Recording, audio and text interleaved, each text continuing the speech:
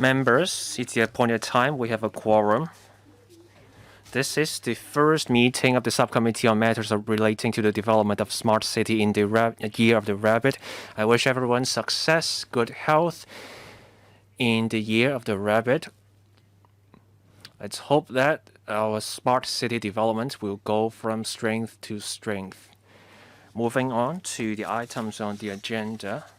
Members, please note that the Deputy Chairman, Dr. Johnny wrote to me on January the 19th. He proposed to extend the work period of this subcommittee and indicated his views on the items for discussion. I believe the letter has been circulated among members.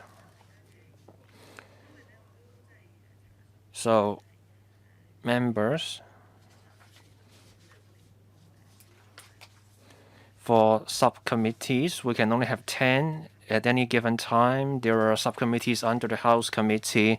There are also subcommittees under panels. Right now, we were checking off some boxes, picking some subcommittees. The Secretariat told us 8 subcommittees are in the lineup.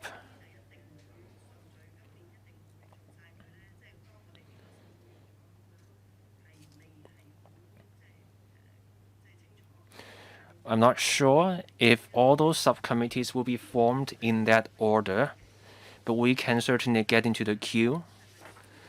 So a question to members here, do we agree that we extend the work period of this subcommittee? What items do we need further discussions on? So I would like to just get some views from members. Mr. Chen Xiu-hong, please. Thank you, Madam Chair.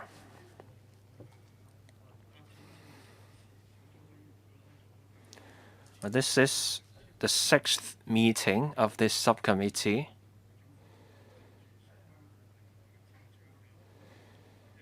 On smart transport and other smart initiatives. We put questions to the government. We're doing the right thing, but then smart initiatives cover a wide range of matters.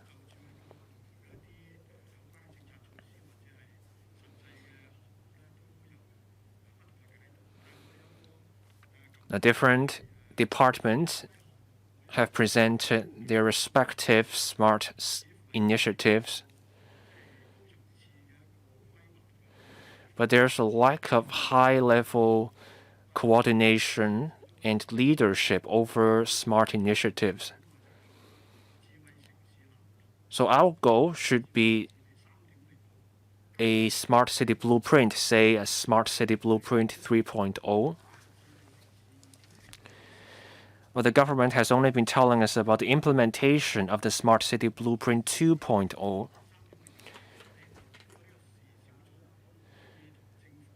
I hope that through this subcommittee, we can give our views to the government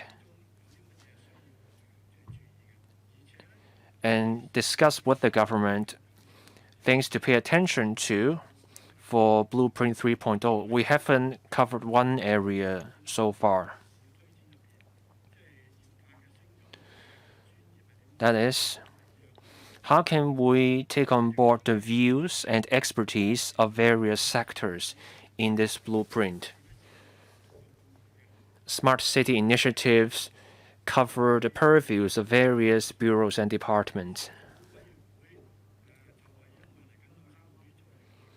We have just 2 or 3 meetings left for this subcommittee.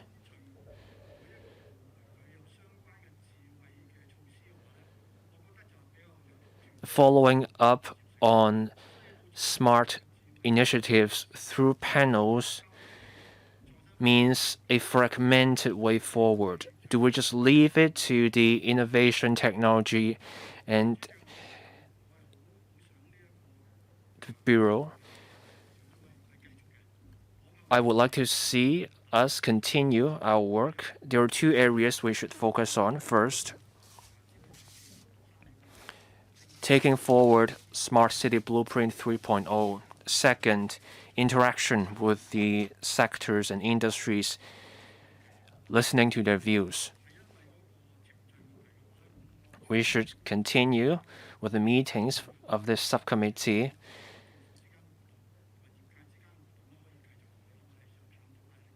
We should explore possible ways to continue interactions with the government and the relevant trades. Dr. Johnny, can you also tell us about your letter? Thank you, Madam Chair.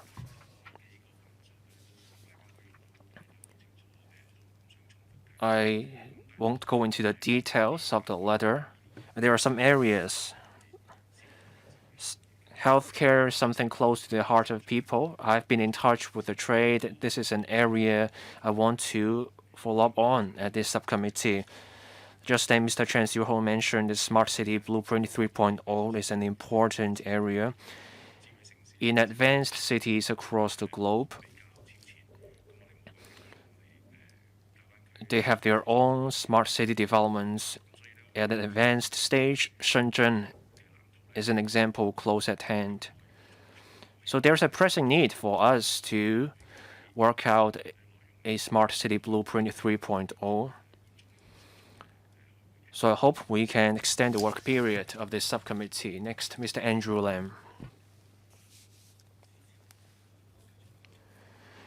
I support lengthening the work period of this subcommittee, and I echo the views put forward by Dr. Johnny and Mr. Chen Xiuhou.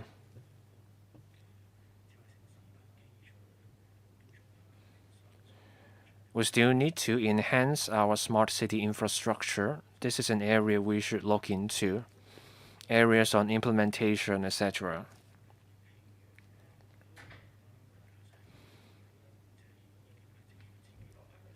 For autonomous vehicles, it's an item already on the LegCo's agenda.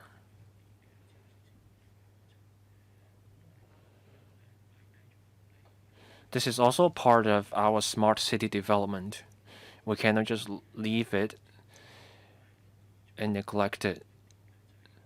We're talking about the 1 hour living circle, and this involves some sort of regional cooperation. We need to explore those issues as well. I thank members for your views.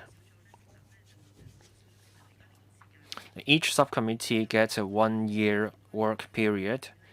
We have already had a number of meetings. We have also gone on visits to different places.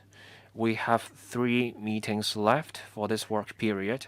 The next meeting will be about smart people, smart education, and the popularization of science education.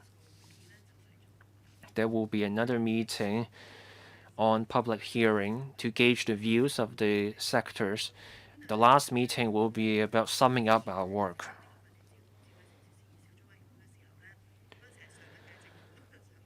When we set up this subcommittee, that was the time of the previous term government. We were hoping for a Smart City Blueprint 3.0 at the end back then. We were hoping to achieve that, but then, by the way things look now, we're still some way away from getting that blueprint done. We haven't covered some topics yet: smart healthcare, smart systems for disaster prevention, and regional cooperation, such as a cluster of smart cities in the Greater Bay Area. We haven't got to those topics yet. We talked about smart economy last time. The members thought the scope was too narrow. The government failed to address certain matters related to smart economy. There was little follow-up from the government. So if possible, I would also like to see a lengthening of our work period. If we get into queue, then it may be another year before we can have this subcommittee again. But I have noted members' views. I will talk to the Secretariat and also the chairperson of the House Committee to see how to take this forward. Now, we visited the Smart Government Innovation Laboratory. We brought up the possibility of going on visits to the rest of the Greater Bay Area. Professor Sun Dong, the Secretary for Innovation, Technology and Industry, also agreed. So we're trying to arrange a tour, a visit to other smart cities in the GBA to see how things go there. We will now get to the first item on the agenda, update on the implementation of smart government. Members who wish to speak, please press the button, and the government officials will join us now. Members can refer to LC paper number CB bracket 160/2023 bracket 01.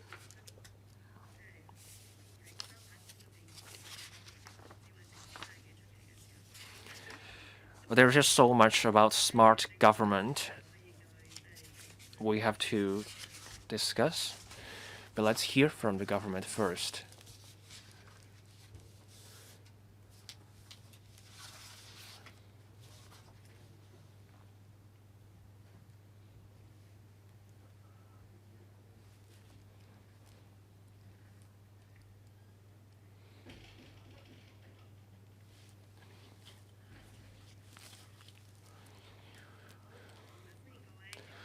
Welcome.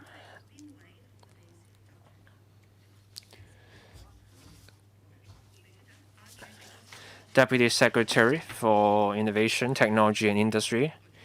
My colleague, Mr. Tony Wong, will give us the presentation, and then we will be happy to take questions. Mr. Tony Wong, please. Good afternoon, everyone.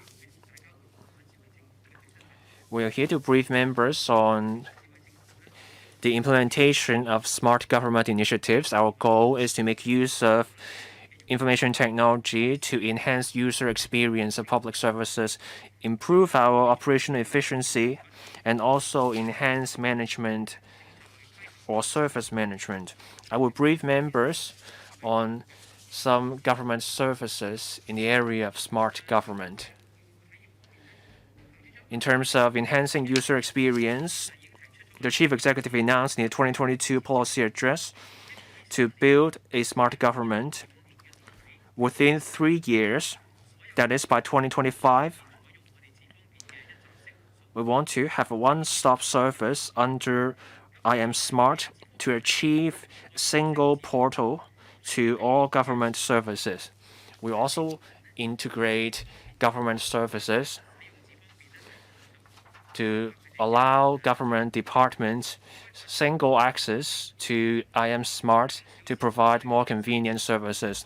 This means fewer in-person visits to government offices to get things done for the public. We will also integrate and enhance workflows. In terms of the application interface, we will update those aspects to give people a better experience using the app. We will also work with the Efficiency Office to conduct interface design workshops to better suit the needs of the people. We will also boost the capacity, efficiency, and safety of IM Smart to anticipate expected increases in service demand. By March this year, we will brief the panel on information technology and broadcasting of the electrical.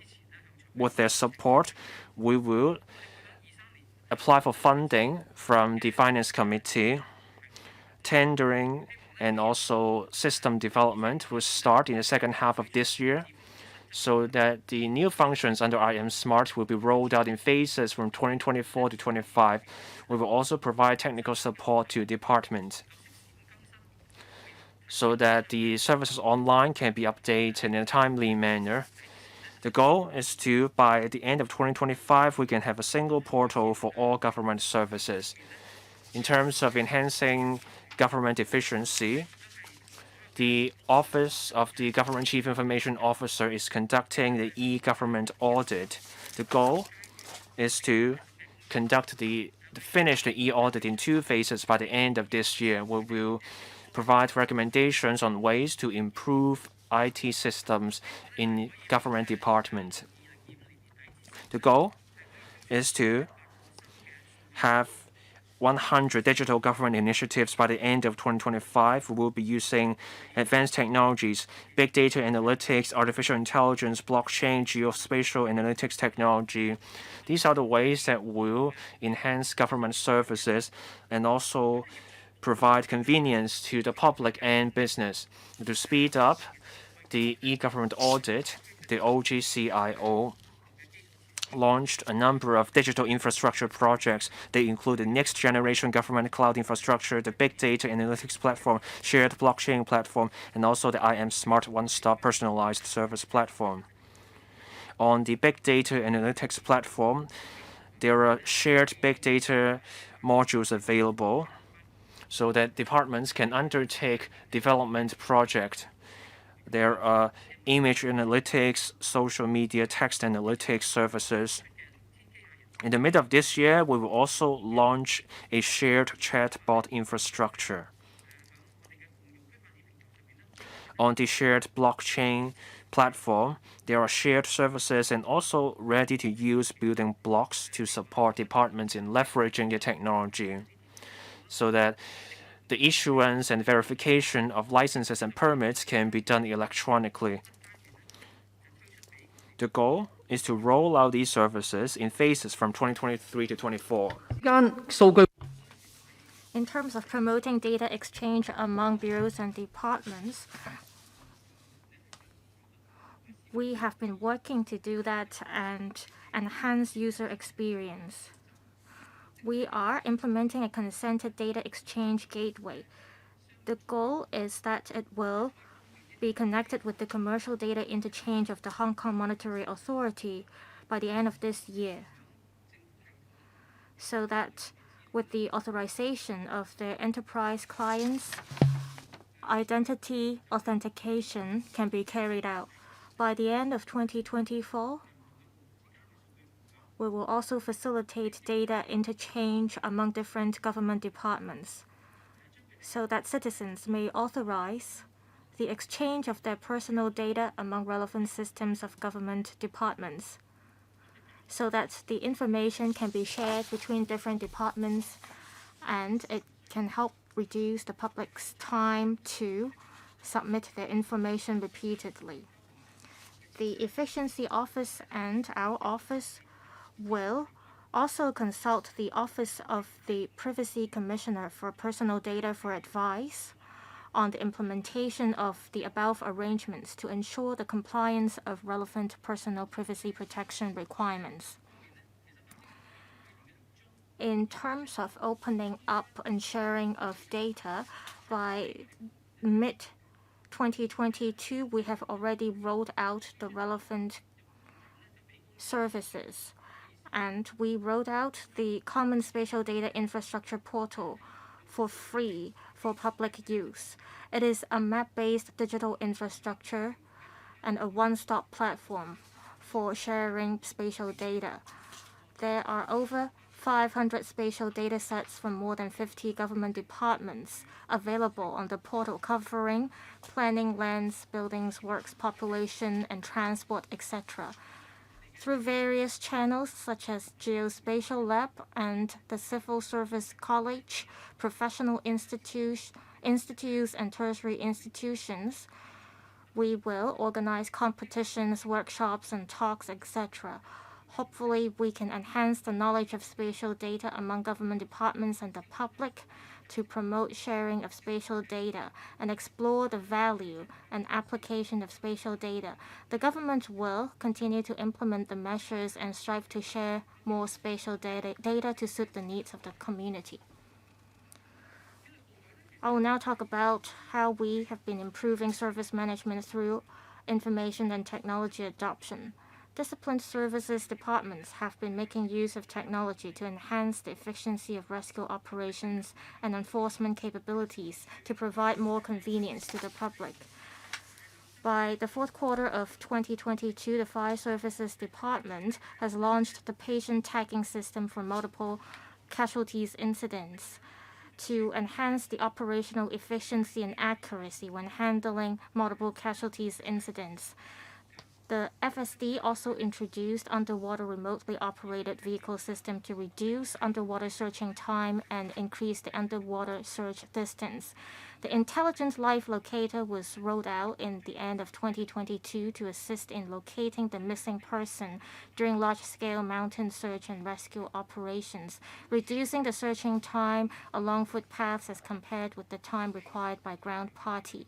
The Hong Kong Police Force also rolled out the rescue map solution in the end of last year for real-time monitoring of geolocations of rescuers at the rescue scenes. Also, within 30 minutes, the government flying service helicopters can arrive at the search and rescue scenes in Hong Kong, and this is 25% faster than taking off from the current Chat Lap Kok headquarters. The Hong Kong Police Force will continue to make use of the e-crime processing and analysis hub established in September 2022 and the e-report center to facilitate the public in making e-reports, as well as enhance efficiency in the investigation of technology crimes and deception cases. Hong Kong Customs and Excise Department will also make use of the Customs Crime Analytics System to analyze crime data and intelligence and detect hidden risks of crime and forecast crime trends. To provide more convenient services to the public, the Hong Kong Police Force has increased the number of self-service kiosks to facilitate the public in making e-loss reports. Also, it will introduce an electronic platform in phases for application and issuance of e-licenses or e-permits. The Immigration Department has fully implemented the electronic services for visa application in November 2022, allowing applicants to complete the entire process of visa-related application online. The department also introduced contactless e-channel service, which uses facial recognition technology to enhance the efficiency of immigration clearance at boundary control points. Customs and Excise Department has implemented as well the option for electronically receiving application forms. The Water Supplies Department has also developed a water intelligence network to monitor water loss in the freshwater distribution network.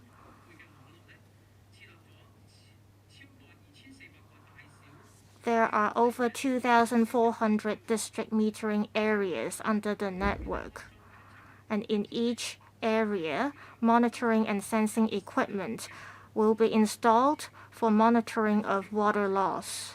The Water Supplies Department has also established a computer system to analyze the data collected in each district metering areas to monitor water loss,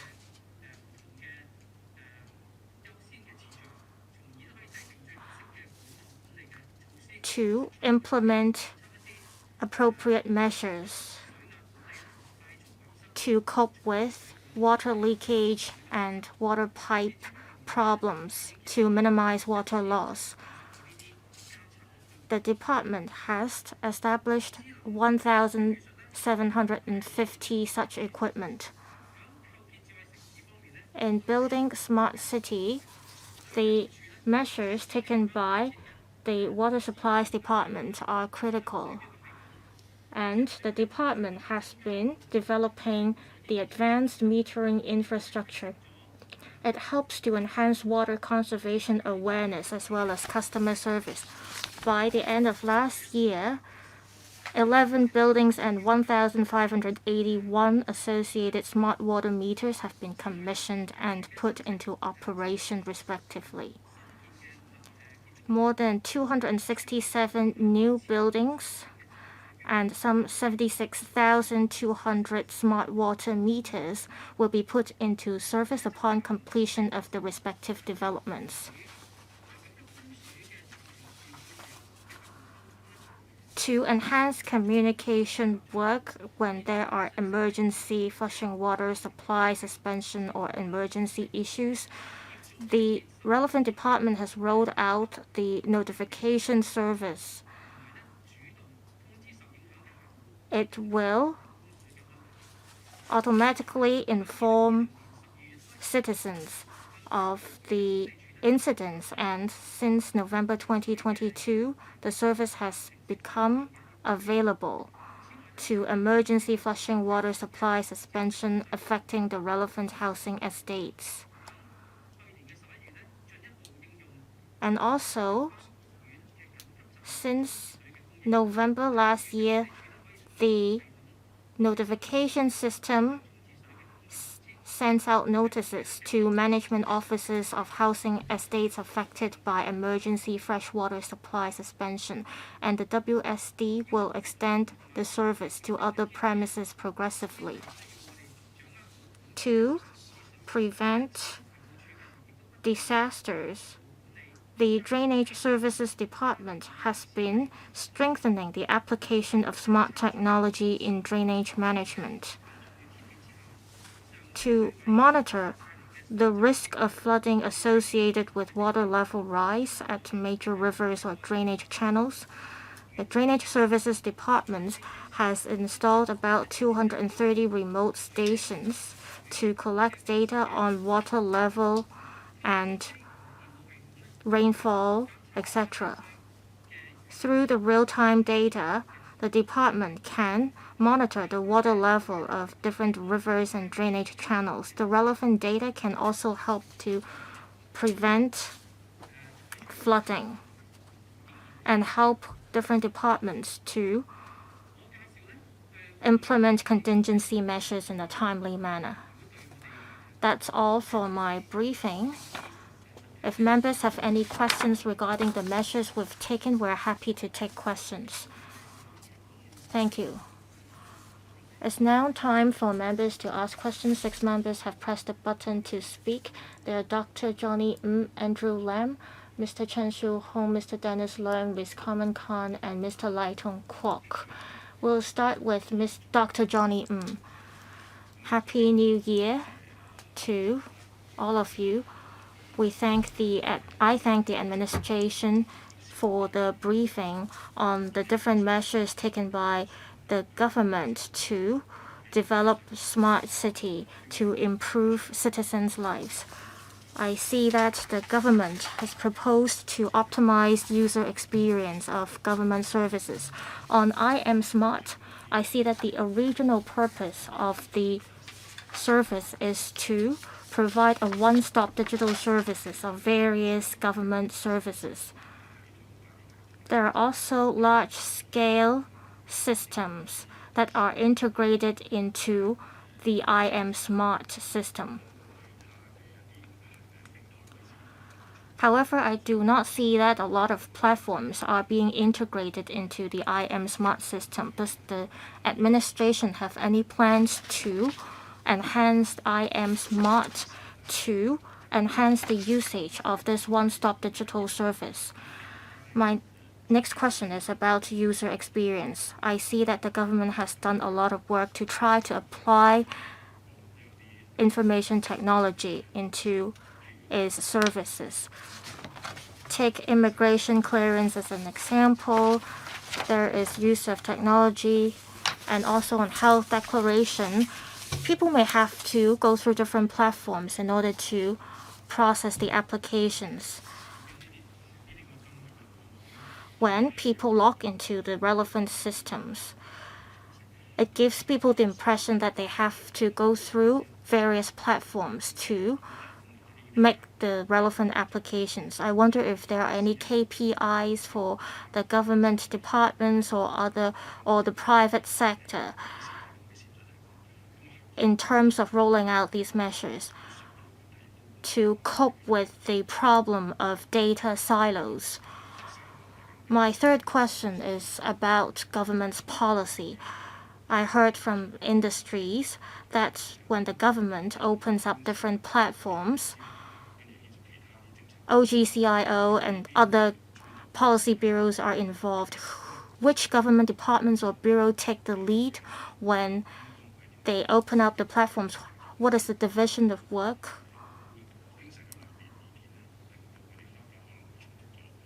There may be redundancy of work when different platforms are opened up, and this may deter the government or prevent the government from offering good user experience. Mr. Tony Wong, thank you.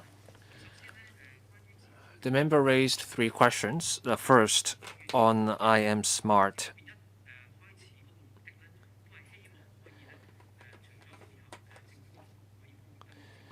I am smart is supposed to provide convenient access to government services.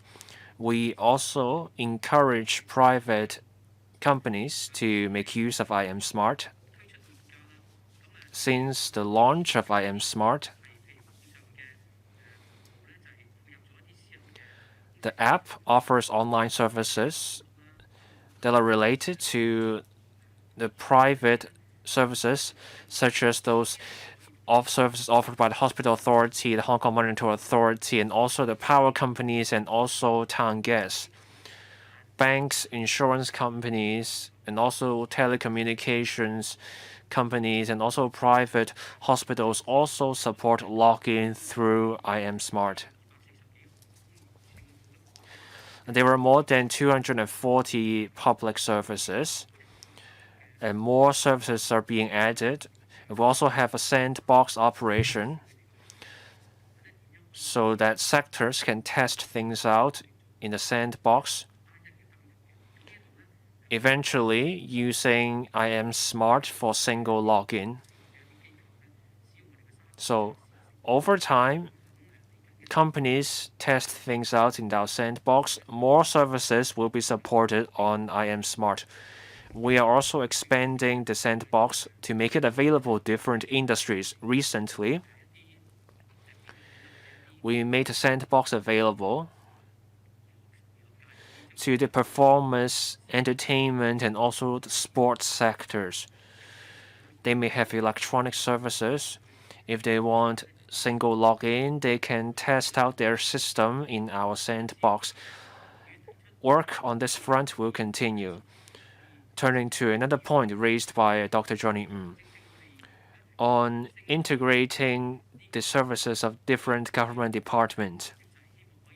We want to achieve single portal for all online government services so that people can log onto the same portal through I am Smart and get things done. The important point here is data exchange. Once we have the data exchange and people consent to the exchange of data, they don't have to fill out forms repeatedly. Once we have people's authorization, we can have data exchange across government departments to overcome the data silos, the point raised by the member, so that people applying for certain services will no longer have to fill out information they have previously provided to other departments. The forms will be pre-filled by the information already available. For the interface of I am Smart, we are trying to enhance that interface. People can log on to different systems via I am Smart now. In the future, we want to integrate the interface based on different groups of services so that people can see at a glance all the government departments offering particular services. As we will brief members on the detailed arrangements for the upgrade of I am smart. We can talk about those in greater detail, and we will invite members to support that proposal. Now, turning to the next point.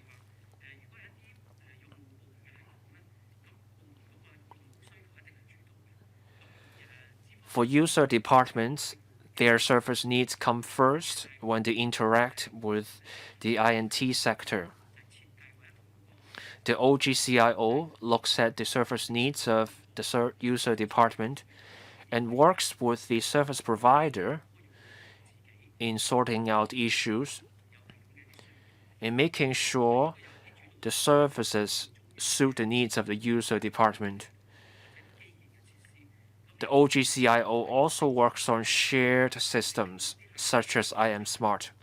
We lay down the system specifications, so when departments develop their own systems, they have to meet the specifications we have laid down.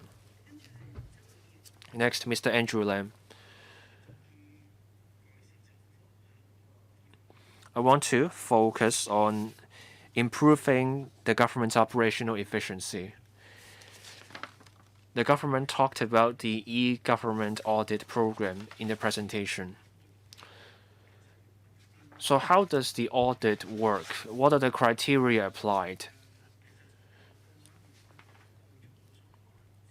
We visited Cyberport twice.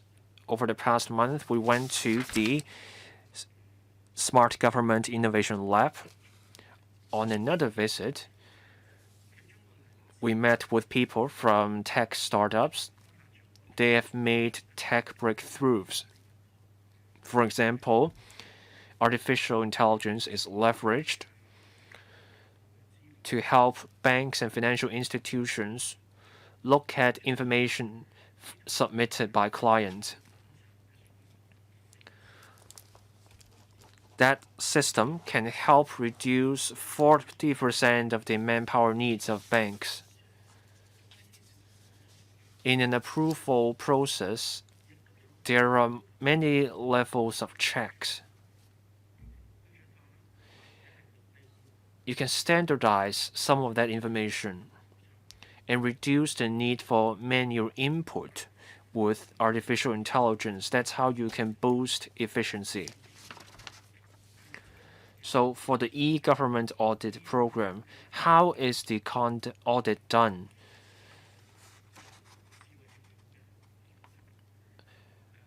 How does the program tell whether a given workflow meets the requirements of a smart government? And another question, Dr. Johnny also raised this question, who takes the lead?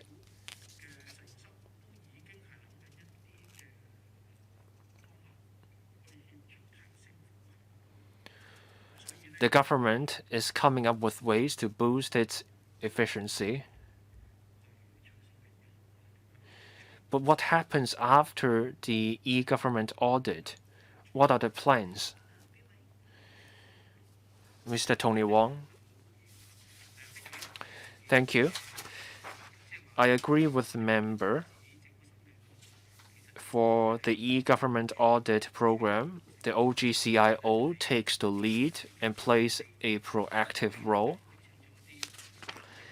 In 2 phases, we engage consultants from the INT sector. These are service providers who are professional firms, experience in the area. We team up with these consultants and visit various government departments. The audit looks at the existing services provided by those departments.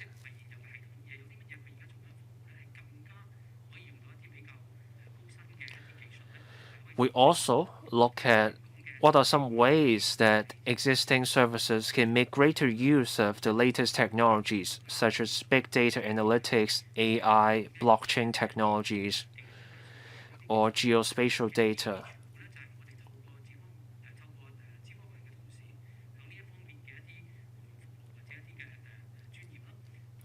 The OGCIO can come in with the shared services it has developed. We also discuss with our consultants about ways to boost efficiency in areas where technology has not played a big role yet. We still have to get the departments to agree, and then there will be a timetable for implementation. In the next 2 to 3 years, we will have more than 100 digital government initiatives leveraging the latest technologies to meet the needs of departments and also serve the needs of the public and the business sector. We have the Smart Government Innovation Lab. There's also Cyberport and the Science Park.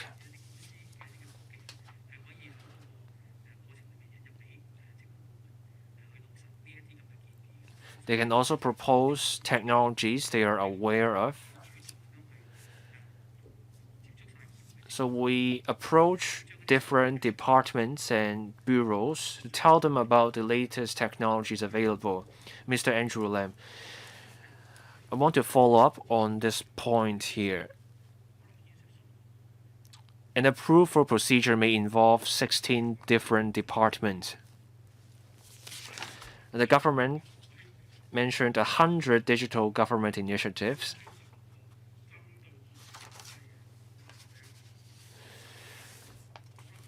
But what do you mean by one initiative? You may have one initiative involving multiple departments, or you may have a handful of initiatives spread across different departments. Now, if members have any particular initiatives in mind, they're welcome to approach us and we can consider them. And in those cases, we can have one bureau or department take the lead. And then we can talk about with those departments and bureaus on how to take forward the idea depending on the complexity of the project. Mr. Chen Xiu-hong. Thank you. Thank you for taking us to the Smart Government Innovation Lab in Cyberport 2 weeks ago. So we got to find out about the smart government initiatives.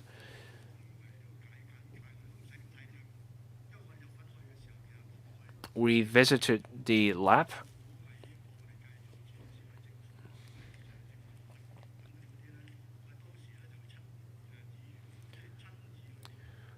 We got to see firsthand what those measures would be like. The visit was very helpful.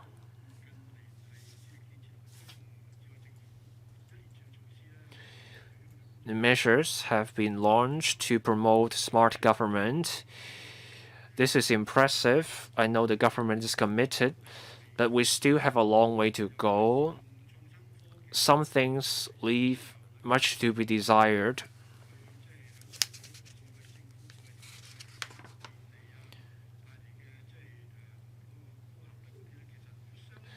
In terms of optimizing user experience through technology, Hong Kong is falling behind. Shanghai is doing well. 5 years ago, Shanghai launched their own version of the single portal access to government services. They have more than 200 government services available via their own portal. People have access to medical services and also licensing and permit applications. We have to catch up. To do that, we also need a goal. I know there is an innovation and technology blueprint, and there is also the Smart City Blueprint 3.0, something we look forward to. One point we have to bear in mind is that we need to have smart services in mind.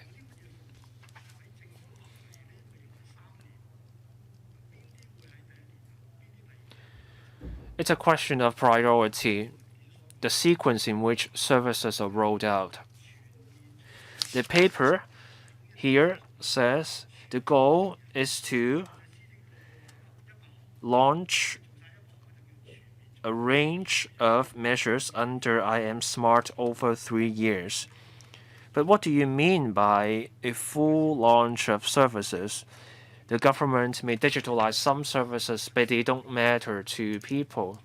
What are some pressing needs? What are some services people would like to see digitalized quickly? So what does the government mean when they say driving all government departments to fully adopt IM Smart? And also the indicator to boost the annual usage to 17.5 million in 2025. At the end of the day, it's about public satisfaction, the convenience offered to the public. So, to follow up on Mr. Andrew Lam's question, in promoting smart government, which department takes the lead? Is it the OGCIO, or are individual departments expected to do their own work? The OGCIO may be working hard on its own, but then other government departments put that on the back burner instead.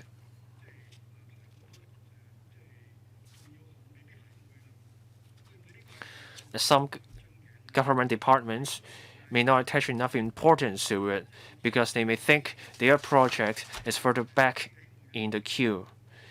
We would also like to have a checklist on what will come out in the first year and what will come out in the second and third years. People can understand if some projects take more time because it involves collaboration. But if some projects can be launched quickly, they should be made available more quickly.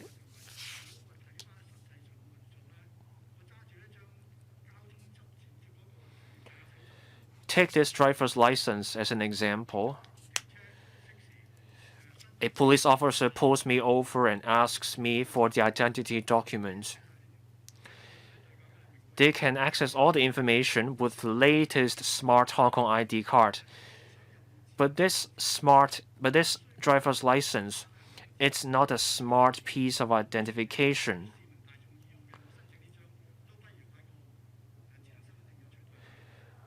Can't we just have the smart Hong Kong ID card replace this driver's license instead?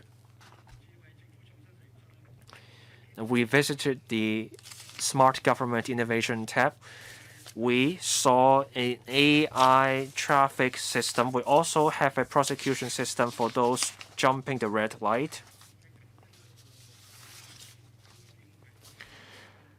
The police are working on their own traffic enforcement system, and then the transport department apparently is working on something similar. But then I know the government focus on the enforcement and the TD works on something else.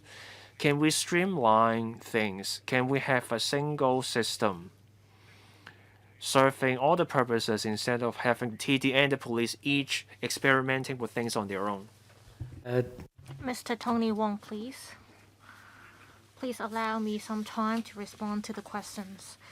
First of all, thank you, member, for the suggestions. We have heard your views. When it comes to the 3-year target, OGCIO is definitely taking the lead to coordinate different departments to integrate their services into the IM Smart platform to realize single portal for online government services.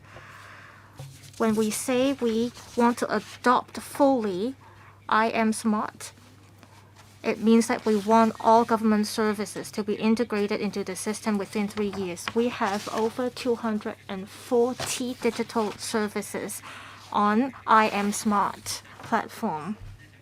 We hope to take some time to integrate the remaining projects or services into the system. Some of the government services require legislative amendments or are going through upgrading. So they will be integrated into the system later. But the ultimate target is to have all the services integrated into the platform. To optimize user experience, we hope that by upgrading IM Smart, people can finish all the work they need to do using one platform. We will provide technical support that is within the 3 years. We will upgrade the IM Smart system and better integrate other government services into the platform, so that people do not have to log into the various platforms to use the services like they need to now. As mentioned, we hope to achieve this goal in 3 years. As for KPIs to double the usage, that is from 5 million in 2021 to 17.5 million in 2025. Through observing the usage, we can see if we can achieve this target by looking at how frequently citizens use the platform. If people are using it more frequently, it means that we have achieved a certain level of success or have helped to reduce or enhance user experience of citizens, so that people do not have to visit the counters of different departments in person to process and use the services. We have also talked to the Transport Department and the Hong Kong Police Force. They have been working together, and in Kwun Tong and also in QRC, they are developing a traffic enforcement system. As you have seen in Smart Government Innovation Lab, well, for this automatic enforcement system, the target is to identify any illegal practices on the streets. For instance, for non-parking spaces with double yellow lines, and if there are obstruction to traffic or illegal parking, enforcement will be carried out, and we will continue to talk to the Transport Department to optimize or enhance the system. It is expected that the enhancement work will be finished by the first quarter of this year, and by then the police force and the Transport Department will officially implement the enforcement system. The two departments have been working together to develop the system. Members may have seen or noted that the department has each carried out their experimentation work, but in the end, the two departments will have to work together to implement the system. In the latest rounds of testing, the two departments have been working together on the experimentation. Thank you. Next, Mr. Dennis Leung, I would like to ask about para 6 of the paper. I remember that it was May 2021 when people have to book for vaccination that IM Smart was rolled out. To me, the most convenient service provided by IM Smart is identity verification. Well, your goal is to realize single portal for online government services. OGCIO is asking for its own funding. But if you want to turn all government services into online services, well, each government department have to upgrade their own computer system in order to realize the single portal target. If they do not upgrade their own systems, even with the funding, you will not be able to achieve the goal of smart city. Is that what it is? Thank you, member, for the question. to turn all government services into online services and integrate them into the IM Smart is what the CE has promised in his policy address. This is not a goal set by OGCIO, but the OGCIO has a role to play to coordinate different government departments to upgrade their own systems. On funding, member was right that we require government departments to upgrade their computer systems. When the government services have to be integrated into IM Smart, each government department has asked for funding. For those costing less than $20 million, there is a funding mechanism to approve government departments' requests for funding. And IM Smart is prioritized in the sense that funding will be approved to government departments when they need the money to upgrade their system to connect to IM Smart.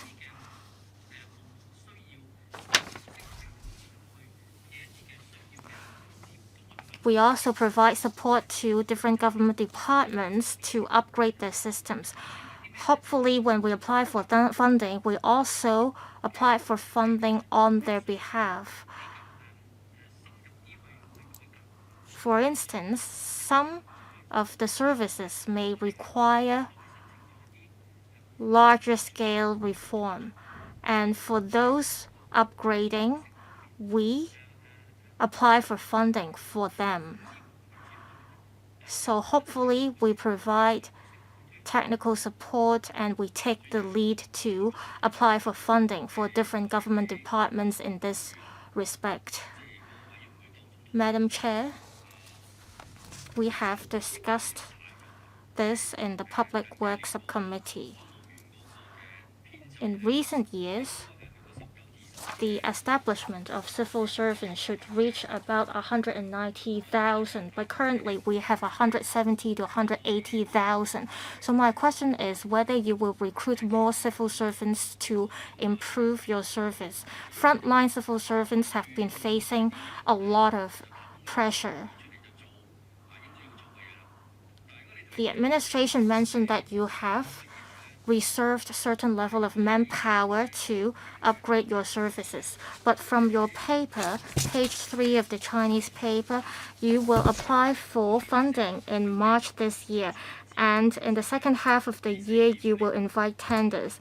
And by 2024 or 25, you will roll out the services. Does that mean we have to wait for 2 more years to see the government e-services optimized? So for all 7 million people in Hong Kong, for the time being, will have to use the existing system. Does that mean you'll have to recruit more civil servants while you try to enhance e-government services so that you can actually achieve the target of developing a smart city, so that people in Hong Kong can actually enjoy the convenience and have a sense of fulfillment and happiness? The whole government or administration will have to look into this. Any response? Do you have enough manpower to achieve what you want to do? Thank you, Madam Chair.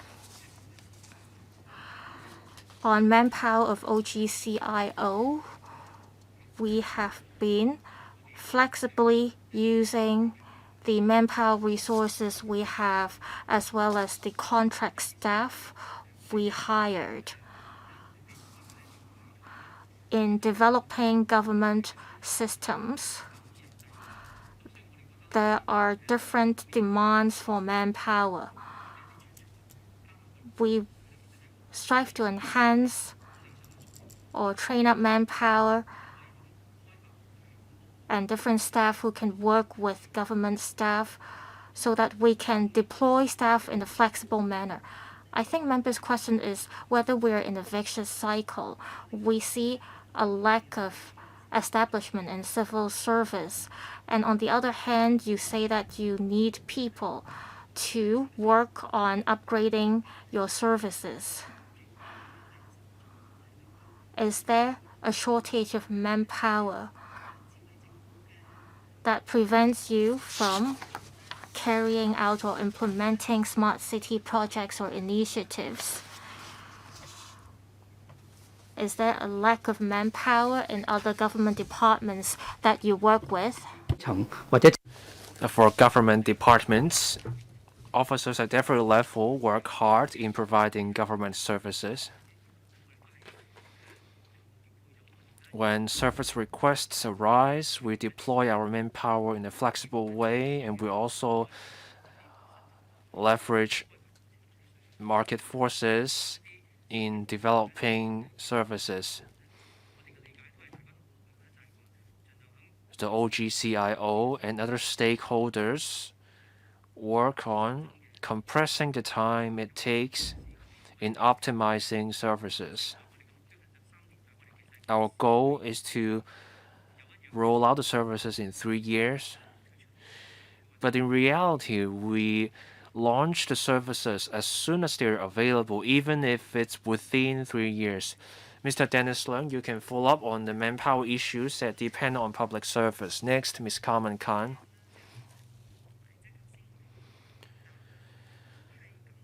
The paper and our discussion today show that the current term government, is putting in the work.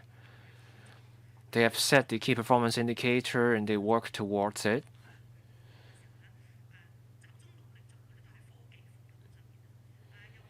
The focus appears to be on technology. The OGCIO is akin to a system developer, and then the different government departments are the users. By focusing on technology alone, we have missed the crux of the issue. We were talking about streamlining things yesterday. We were trying to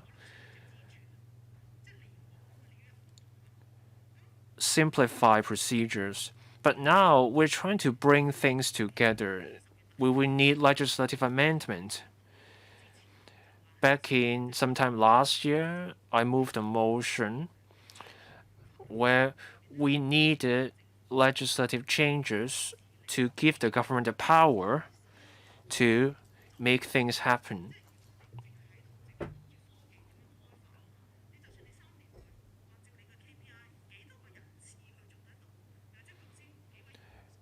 You can achieve something with technology within 3 years, but that does not translate into public acceptance. What you have may exist only on paper. The law requires paper-based documents or licenses. Without legislative amendments, you cannot have the smart government you're aiming for. We need interdepartmental task forces to work on this.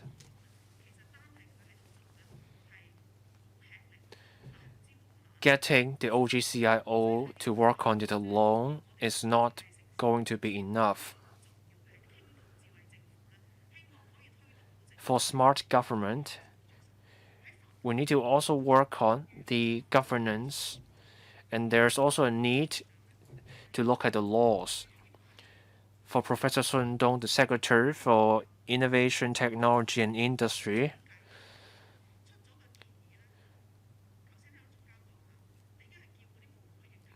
he needs to look at it holistically. Someone higher up makes the decision.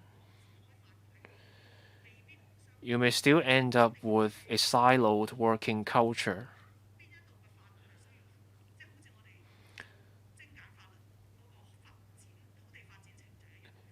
Take land development as an example.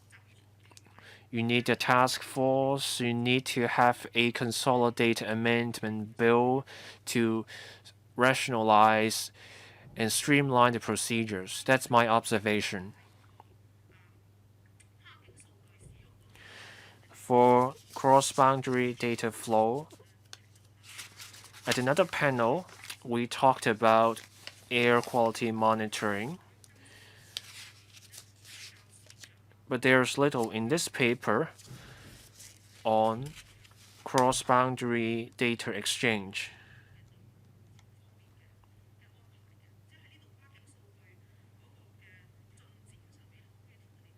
Can the government tell us about the progress about some previous discussions with the Guangdong authorities on data? Thank you. On legislative amendment,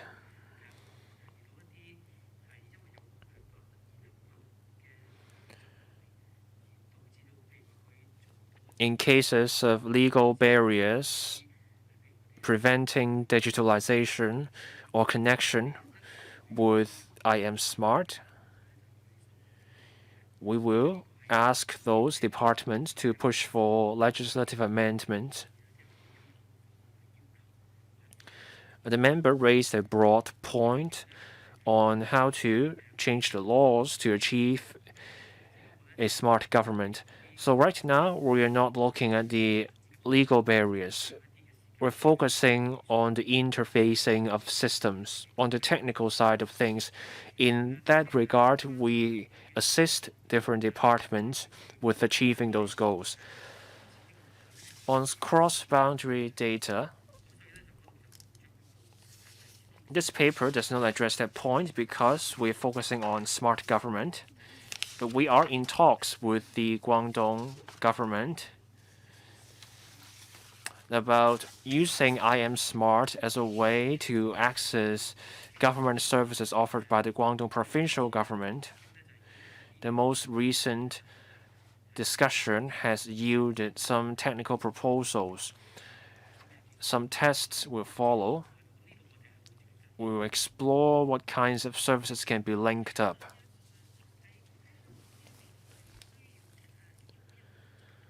Is there something required from the electrical? Or is the consent and authorization from people enough? Now we're trying to connect to the unified verification platform of the Guangdong provincial authorities. We're trying to allow people in Hong Kong access to that platform without having to apply for an account again.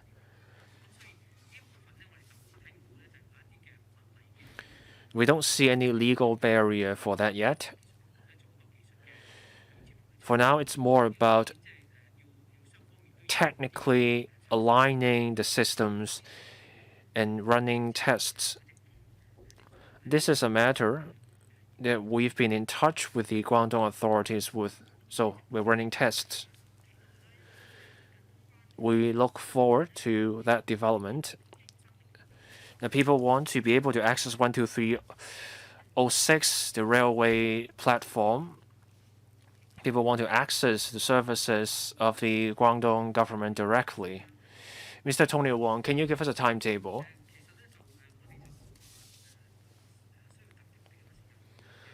We don't have a timetable. Once the test goes well with a platform, and then we will do the user acceptance tests. But there are differences between the systems we use here and those in Guangdong. Changes may need to be made to those platforms. We're trying to roll out those services as soon as possible, but we have to work with the Guangdong government on those projects. Next, Mr. Lai Tongguok.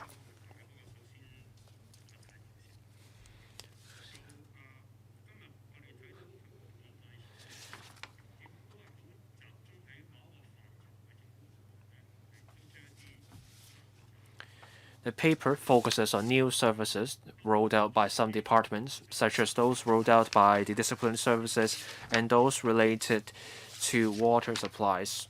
the WSD and the Drainage Services Department. Mr. Tony Wong said each department has to apply for funding. If the funding is below $20 million, the departments go to the OGCIO. Above that limit, departments go to the Financial Secretary.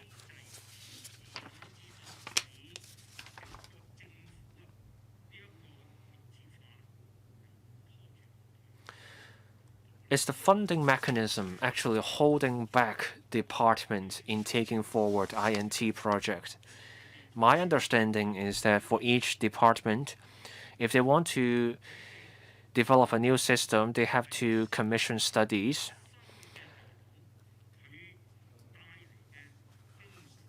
The department will also have to show the recurrent expenditures of those systems. The development costs can be covered by the department, but the recurrent expenses have to be borne by individual departments. My experience is that departments were reluctant to bear those recurrent expenditures. They were put off. Do we see any change in this situation? Can the Acting Government Chief Information Officer tell us more? Mr. Tony Wong. The user departments take the lead when they identify a need, ways to improve their services. There is a mechanism in place for them to apply for funding.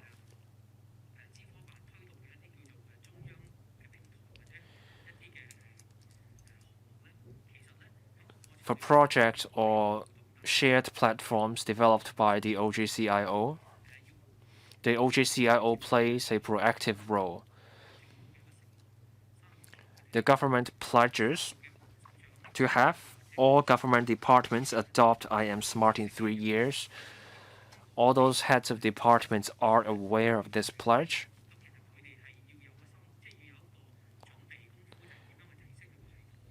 Various departments have to prepare for upgrade plans of their systems.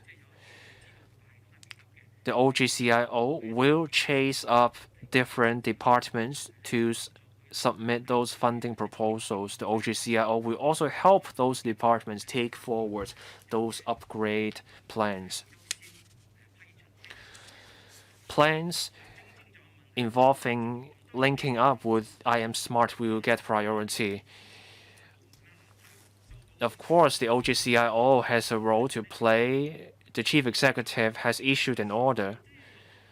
For the departmental heads, though, they need the manpower. They need to engage the people. They have to draft the proposals, but they may not have the expertise to get all these done. So they come to the OGCIO for help. When departments need funding, they have to submit another proposal, and that's a lot of work. The question as to who will bear the recurrent expenditure remains unresolved.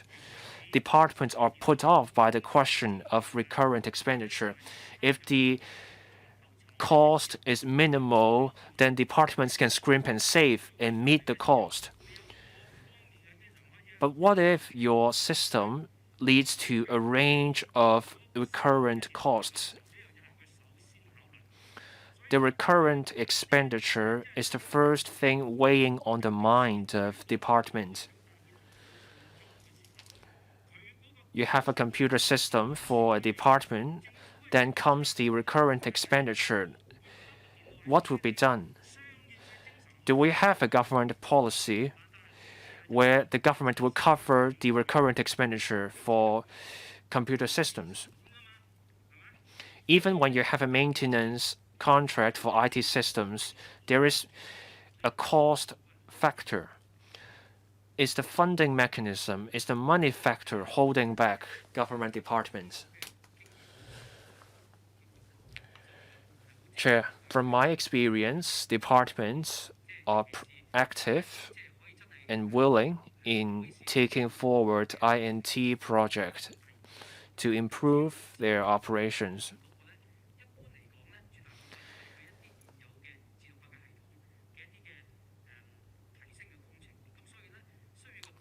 These INT projects mostly involve upgrading existing systems to link up with IM Smart.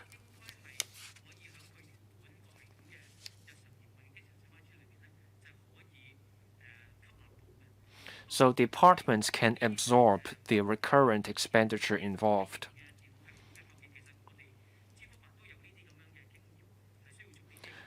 The OGCIO is experienced in large INT projects.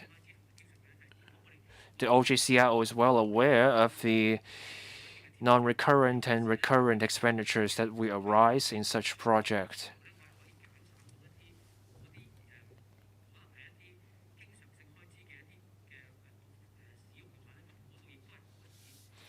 In some projects, the recurrent expenditure may be lowered after it's done, so the money can be redeployed to meet other costs. In recent years, we promoted the use of cloud technology.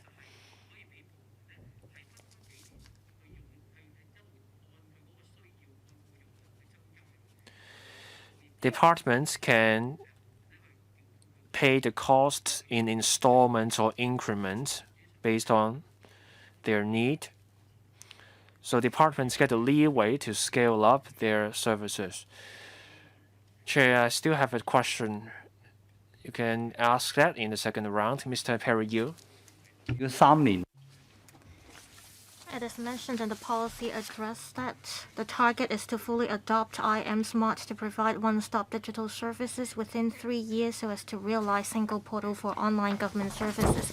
I give support to this target because it will provide convenience and benefits to public and business sector. I agree with the question asked by Mr. Chen Xiu-hong. Rome cannot be built in one day. What are the more urgent services that need to be rolled out first?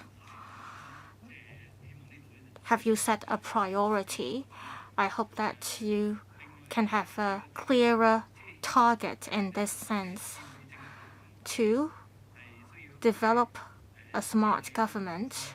Of course, you'll have to have a smart civil service. Member mentioned about the manpower within the government. Do you have enough manpower within the IT divisions? Does each government department have enough talents?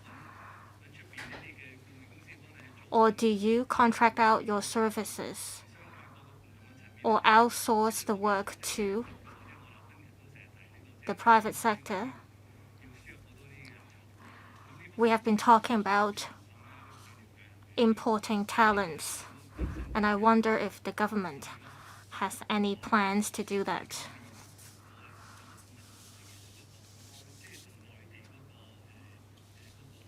My other question is about identity verification system with the mainland. Through IM Smart, can we enjoy the services or process relevant applications through the mainland authorities?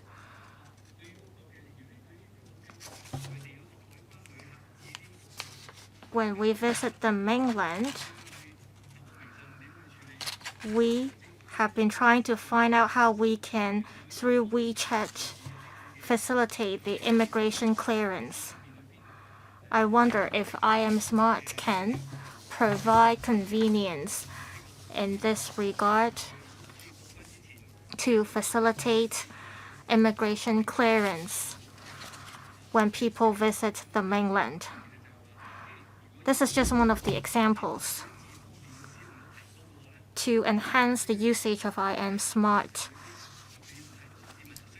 you have to see what kind of services the public need and provide the relevant services accordingly. With COVID, we realized the convenience brought by contactless e-channel service. We see that the government has been putting in a lot of effort in applying technology to enhance its service. However, on cross-boundary travel, we hope that more convenient services can be provided. Thank you. Mr. Tony Wong. Thank you, member, for the question. Thank you, Madam Chair.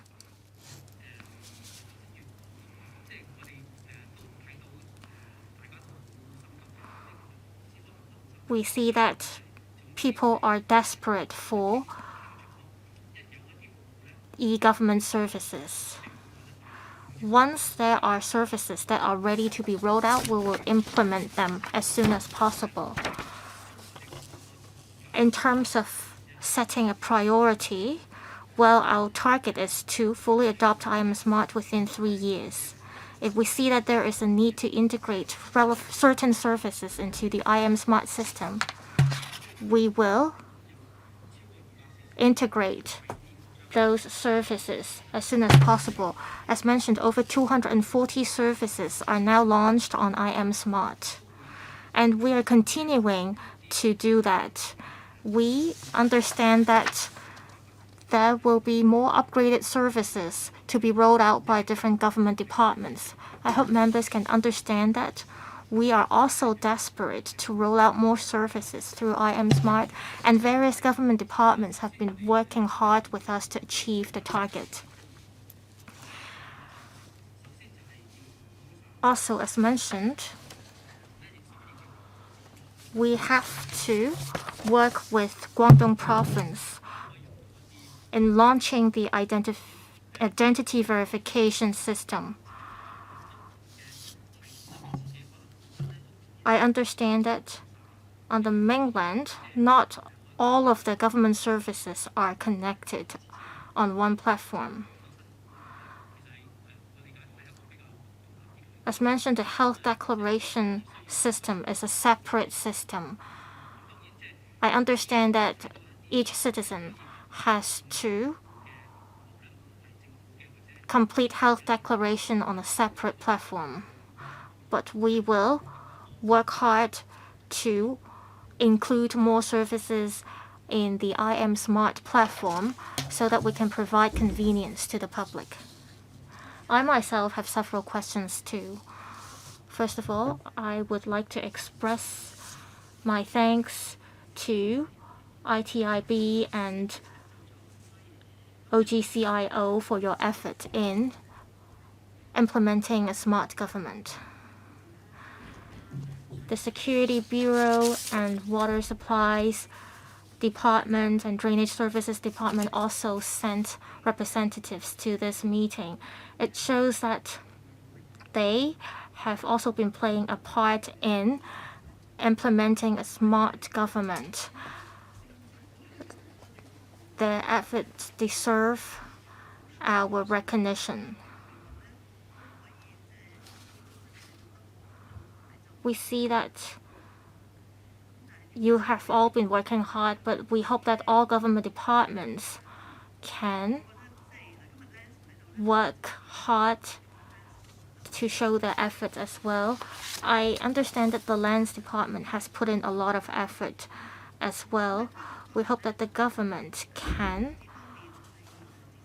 speed up your implementation of rolling out e-government services. Well, what do you mean by single portal for online government services? Does that mean all services can be provided on one platform? I guess that means people do not have to visit different government departments in person in order to enjoy the services. But the question is, when are you going to be able to achieve that? You mentioned that in March this year, you will give a briefing to the panel on information technology and broadcasting. So I will not go into details now. Since you mentioned that there will be the single portal for online government services, we would like to know how you are going to achieve that.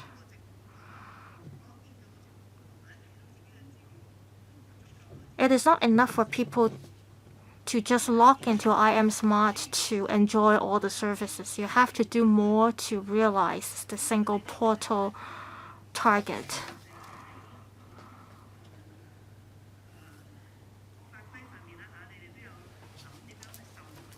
You mentioned that you thought about how to roll out the consented data exchange gateway. Can you elaborate more on that?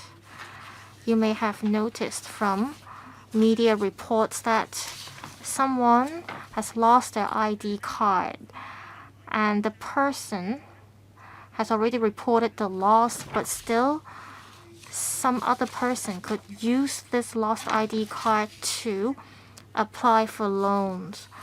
And driver's license may be another issue of concern. Why did these problems come up? ID cards and driver's licenses are important documents.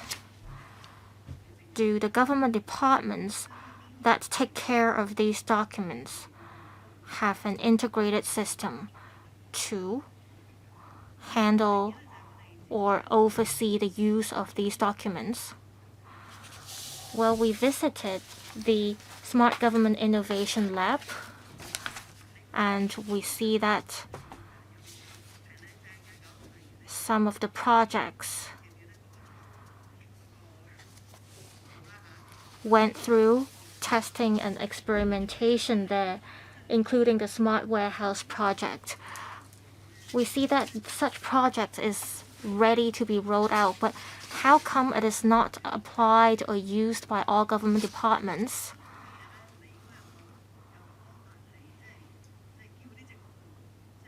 It is a good project, and I wonder if there is a way to urge all government departments to implement or make use of this project or tool.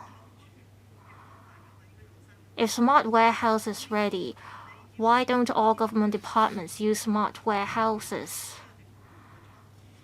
I wonder when or how long it will take for all government departments to apply that. Also, Ms. Carmen Khan mentioned about legal empowerment. Mr. Wong said there aren't any legal barriers. But we do see legal issues.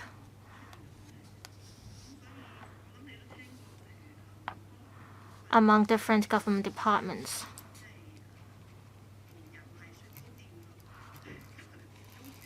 I think you've heard about a manless ice cream store proposed by the Science Park.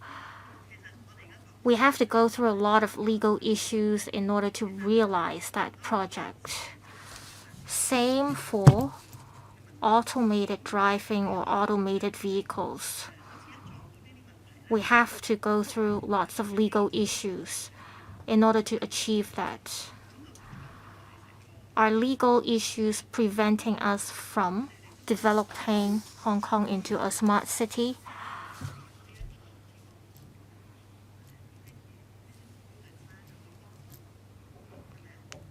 We understand that the Efficiency Office was involved in coming with the legal issues that we need to resolve to implement a smart city. Are you not telling us honestly what kind of issues that you are facing? We, as members of the Legislative Council, would like to offer assistance in helping the administration in implementing a smart government. If you've got enough funding and if you are not facing any issues, you should be able to achieve all your initiatives right away. Please let us know what kind of issues you are facing so that we can offer our help and support. We hope to provide more convenience and better services to the public by implementing smart government. We hope that within the government, the operational efficiency can be improved and governance can be improved with more precise and scientific tools. That's what we call a smart government. It is not enough to just upload all your information or data online to implement a smart government. These are my views, and we would very much like to see what kind of help or support we can offer. 聽到幾個信息咧。Thank you. We note members' comments. Members acknowledge our efforts, but we have to speed things up. When we run into problems such as legal barriers, we know that the electrical stands ready to work with us in overcoming those barriers.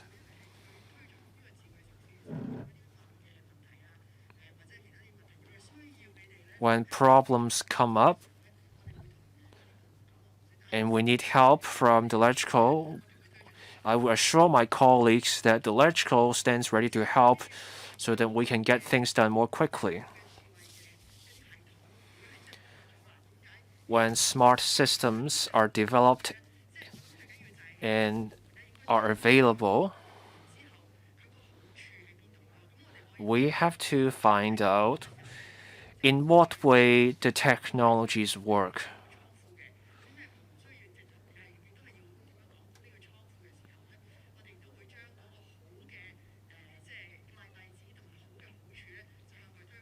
We will promote the benefits of these new technologies among departments to give an incentive to departments to adopt the technologies.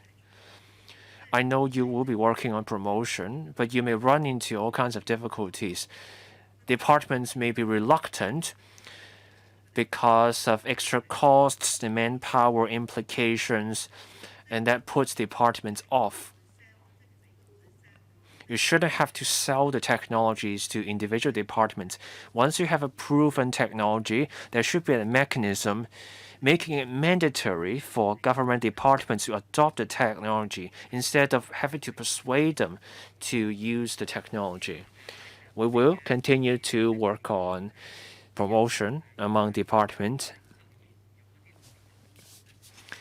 Once results are achieved at the Smart Government Innovation Lab, we do workshops for departments,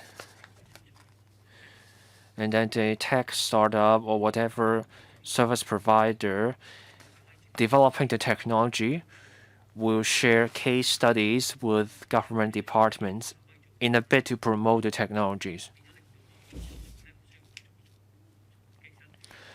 In that case, we come in to help so that the tech companies don't have to approach individual government departments. Departmental staff is keen on the technology. These officers see the success stories with the adoption of technology.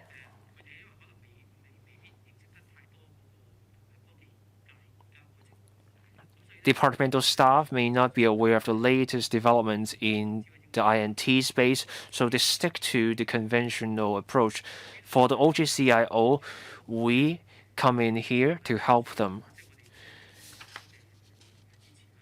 Now, for legal barriers, we will raise those points. When legislative amendments are needed, we will go ahead to make that happen. For I Am Smart, the problems are not legal problems. What's needed is a change to the systems. That's something we will be working with various departments on. Members speak for the second round. Mr. Chen Xiu-hong, we have up to 4:30. Other members are waiting to speak, so please brevity in questions and answers. We visited the Smart Government Innovation Lab. We saw their results in the form of technologies. We acknowledge the work of the government.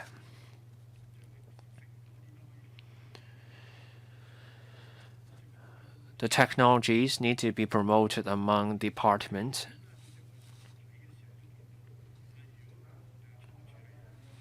We saw this smart warehouse during our visit last time. The result came out after research and development. But there's an intellectual property aspect to it.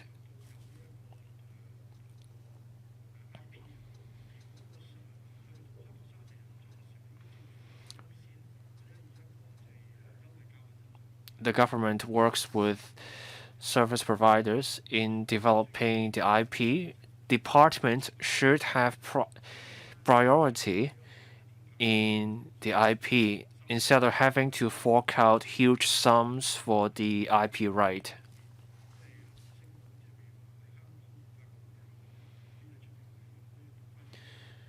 The government can even consider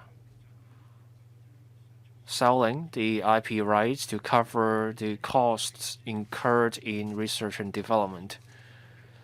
My second question has to do with paragraphs 9 to 11 in the paper, data exchange among bureaus and departments.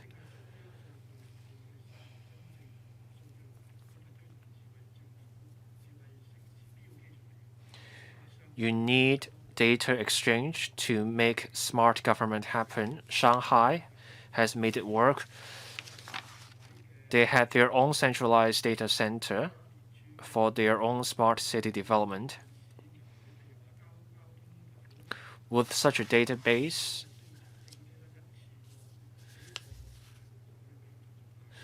they offer one-stop services online. Here in Hong Kong, we don't see data exchange between departments. Paragraphs 9 and 10 in the paper says the departments are working towards the goal. So until the goal is met in 3 years, people still have to visit different offices, departments to get things done. At the different panel, I raised questions about, can we have a centralized platform for car owners to access the system and they can find whether they have overdue fines and registration and other things? The government acknowledged they didn't have a centralized platform yet. Some information was with the police force, and the transport department wasn't able to link up its system with that of the police force. So in the next 3 years, will we see a centralized platform with data exchange, or will the government consider setting up a centralized database to make data exchange happen in the next few years?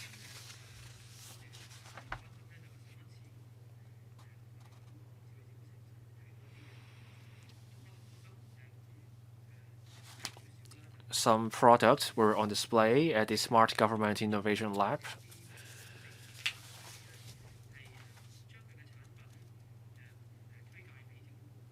We promote the technologies developed by local startups to government departments. The focus is on upgrading or optimizing existing services. Back in 2010, the government launched a scheme about opening government technologies in terms of intellectual property right. The idea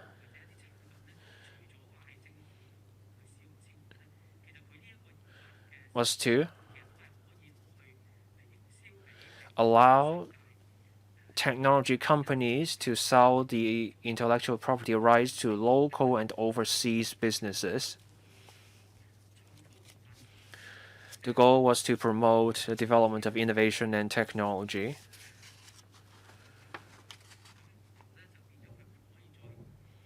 The fact that the government uses the technology will not hinder the company, the private developers from selling those IP rights. This is to create more business opportunities for those tech companies. For smart government, we work with smaller tech companies.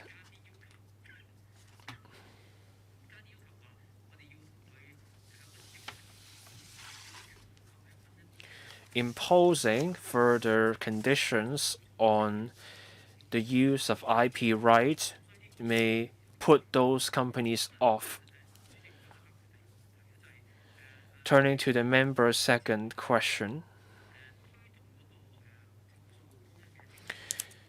On data exchange,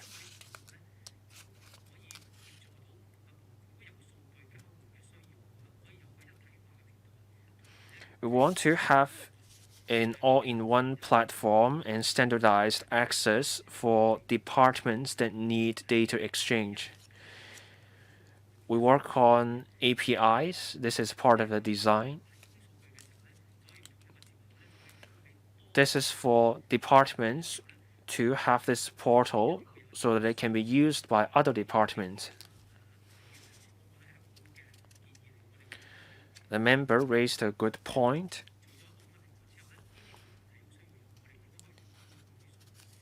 Once we have the platform, we identify ways for people and departments to access the services directly, and this is also our ultimate goal. Mr. Lai Tong Kwok.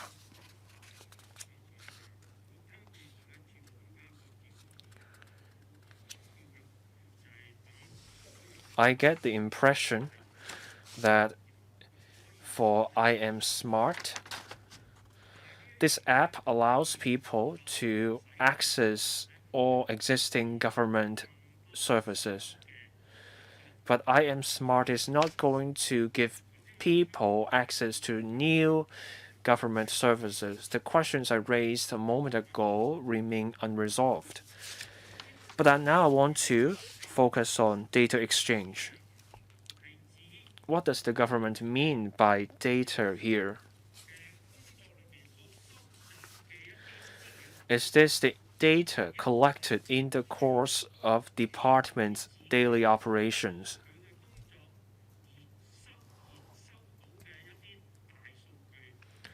Or are we talking about the metadata collected by departments? The government said there's no privacy issue.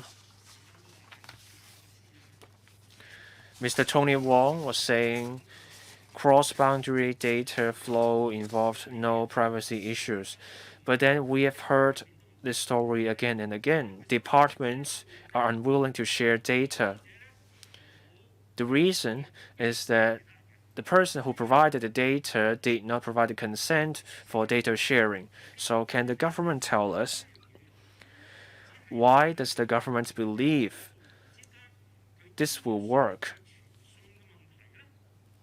Or is it just an issue with the sharing of data between particular government departments? Thank you. There are two kinds of government data. First, business data, data collected in the course of a department's daily operation. We have another project going on. This is not personal data, so the data will be opened up to the IT sector and the public. There are all kinds of information on transport traffic, meteorological data, and the environment. The data is already available on an open platform for use. Now for the consent data exchange gateway, this gateway applies to personal data. There are privacy considerations involved. Here, the data is meant to meet the needs of a department. In such cases, the department involved is reluctant to share the data with other departments. That's why we want to have the consent data exchange gateway. I want to get the consent from people.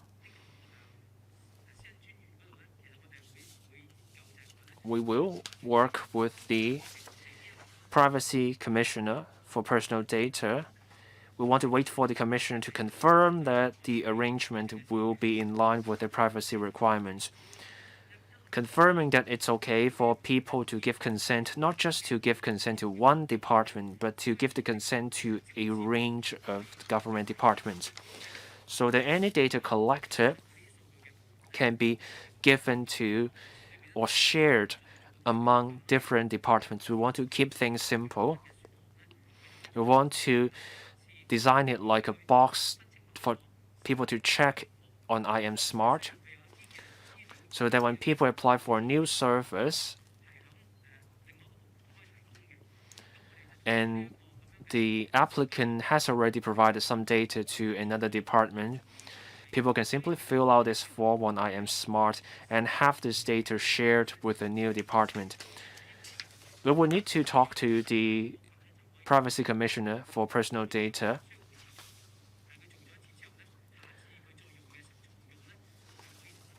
We also want to make the authorization process once and for all.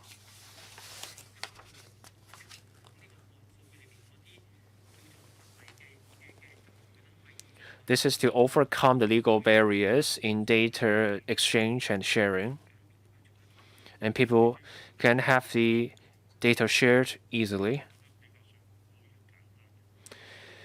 Chair, Mr. Tony Wong gave us a simplistic response. As Mr. Chen Xiuhong said, with his example of traffic data, the system now in place is about whether a data subject consents to giving that data to a third party. So it all depends on the consent of the data subject. However good your system may be, if this data subject refuses to give the consent, it's no good. So your design can run into difficulties given the importance people attach to data privacy here. In some overseas places, the form says all the data supplied in that form will be shared with all government departments.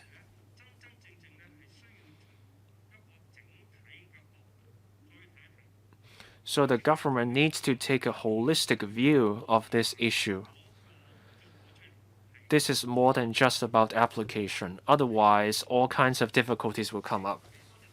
提點即係 Thank you, member, for the suggestion. We will talk to the Privacy Commissioner to see how we can get people to give us the consent.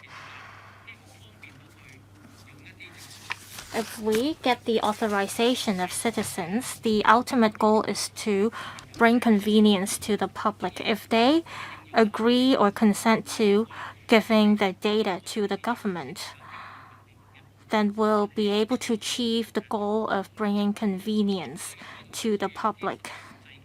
We will prioritize the service that are more pressing. We'll see how we can optimize the entire arrangement in this regard. Next, Mr. Dennis Leung, I would like to ask about paragraph 15 of the paper about the water intelligence network. It is mentioned here that there are about 2,400 discrete district metering areas that would be established, but currently there are about 1,750 only. And the paper did not mention the effectiveness of establishing this intelligent network. How much water has been conserved, and how is it effective in preventing water main incidents?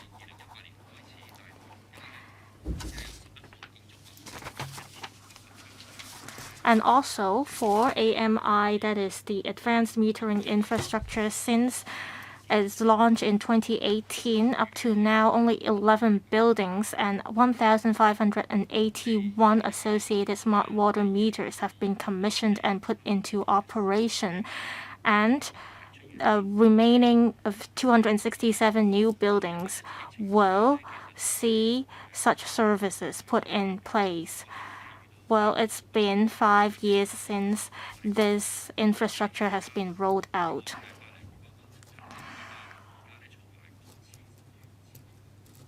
We understand that some residents living in public housing estates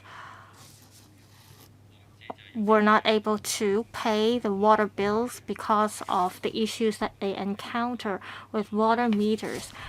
I wonder if the government can speed up its work in installing smart water meters in public housing estates.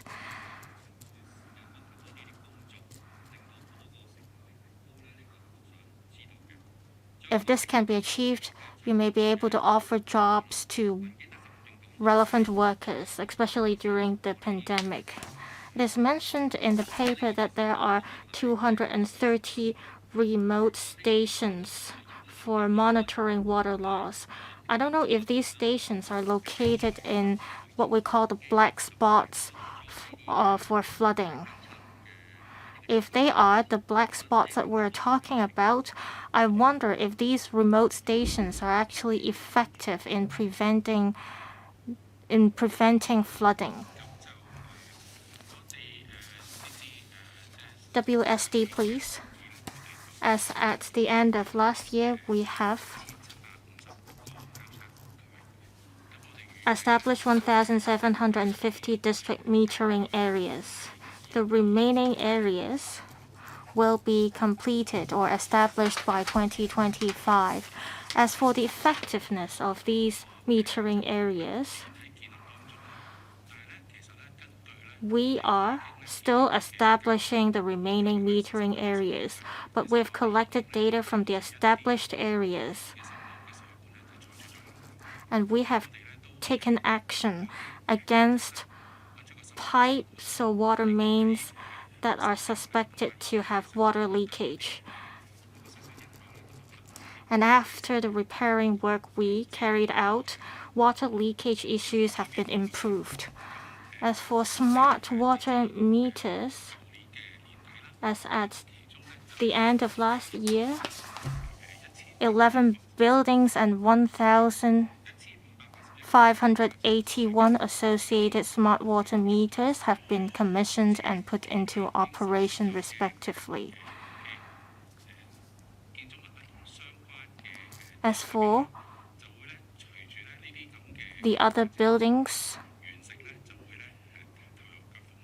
with applications submitted, smart water meter service will be put into place upon completion of these developments.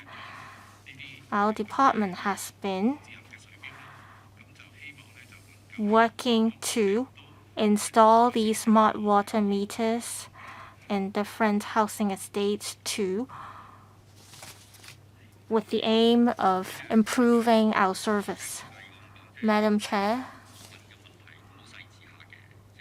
I asked some specific questions. If you do not have the relevant statistics, can you go back and look up the figures and tell us, for example, how many water pipes have you replaced and how big are these water pipes in question and how many water leakages you have discovered after establishing the intelligent network. And you mentioned that the remaining 267 new buildings with applications submitted will only see the smart water meters installed by 2025.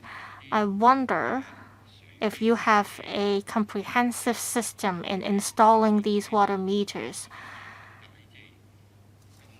Why is it taking so long for you to install smart water meters in new developments? If you are not able to give a response today, please provide written submission. We will provide supplementary information after the meeting. Drainage Services Department. Member mentioned about the 230 remote stations we have. There are 3 types of equipment in remote stations.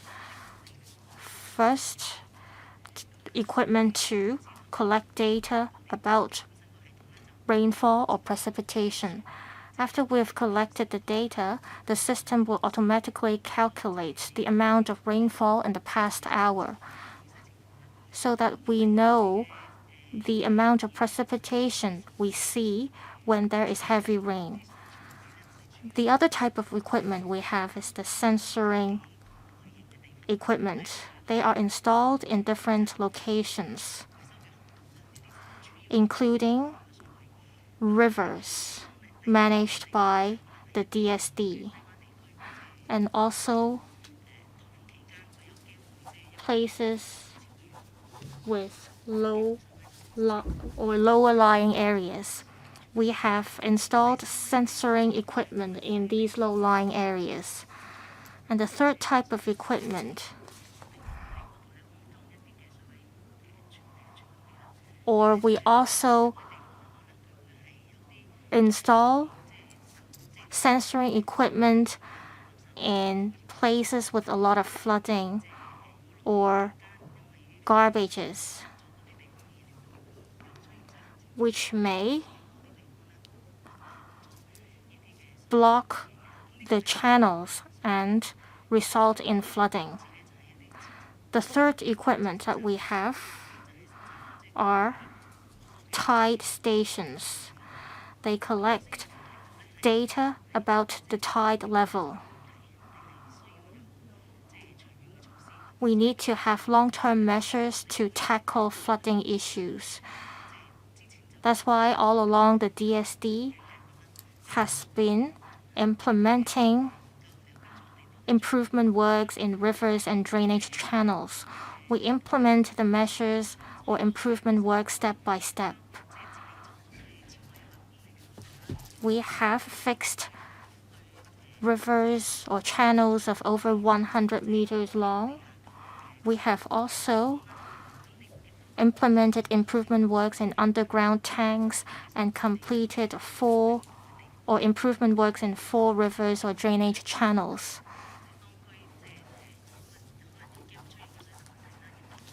To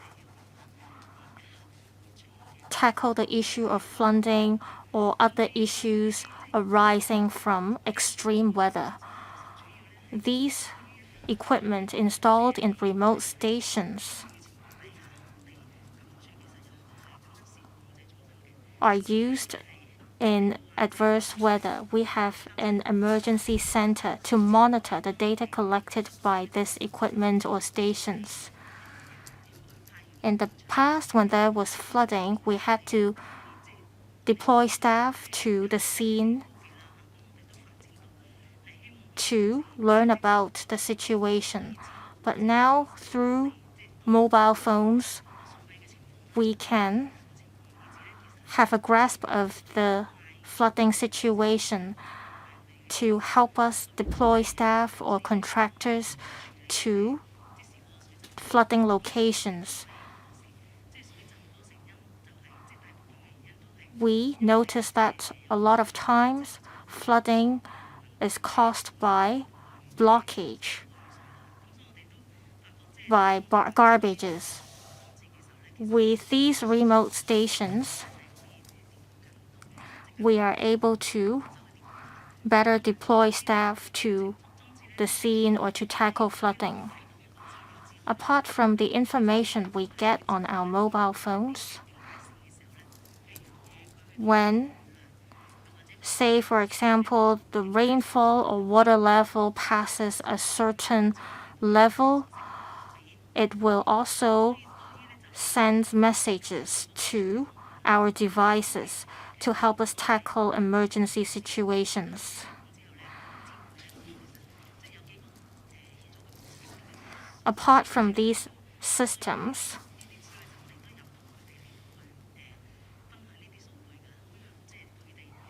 we also share the data we collect from the system to other government departments to help other departments better prevent flooding or tackle emergency situations. I'll extend the meeting by 15 minutes.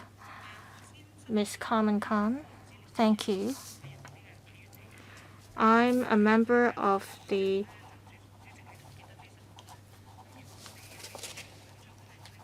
Advisory Committee on Privacy. Well, you mentioned that there are no legal issues or other issues. And it was right for Madam Chair to say that if you do not encounter any of these issues, you'll be able to implement a smart government right away.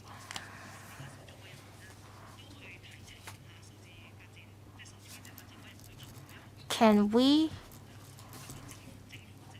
in this subcommittee, invite members of the Digital Economy Committee to tell us more about their work?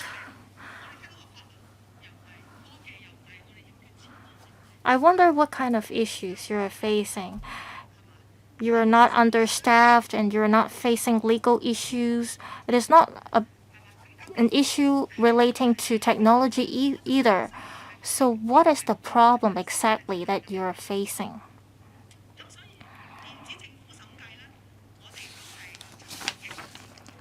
We approved a funding of $600 million for the e-government audit program. Mr. Tony Wong mentioned just now about the e-audit program.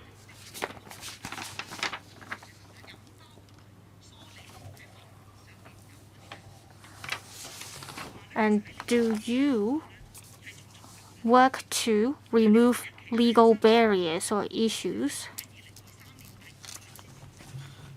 In your audit program, you mentioned that the audit work for the 35 bureaus or departments under Phase 1 of the program will be completed by the second quarter of 2023.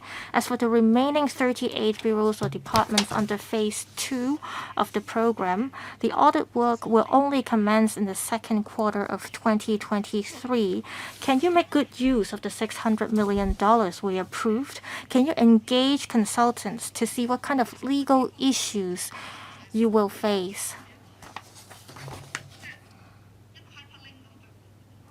By smart government, we do not only expect a hyperlink that brings us to all the services provided by the government.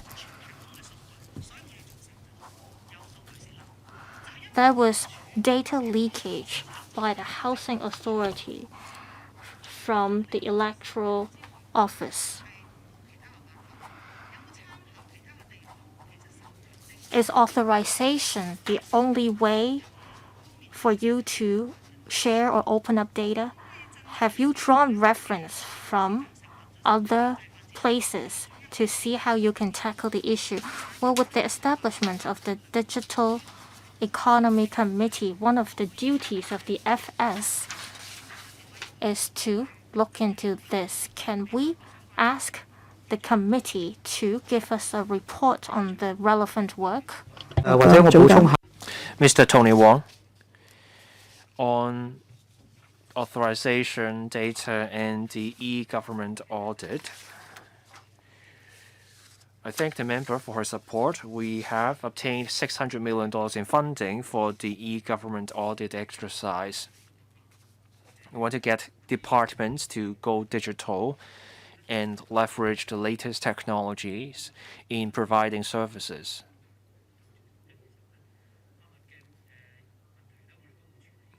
Legal issues encountered in the exercise will be addressed.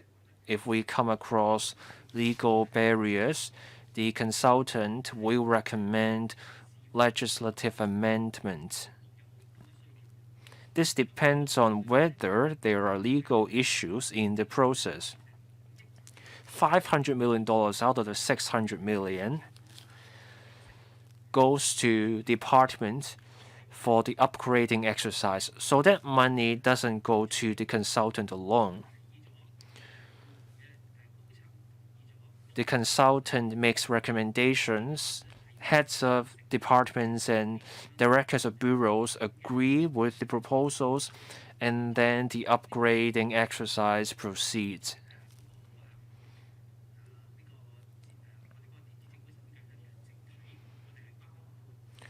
The e-government audit exercise covers the audit, the recommendations, and also the OGCIO asking the departments to proceed with the upgrading. My colleague here will tell us more about the Committee on the Development of a Digital Economy. Digital economy covers a wide range of matters. There were 4 working groups set up under the committee. Work on a digital government will continue.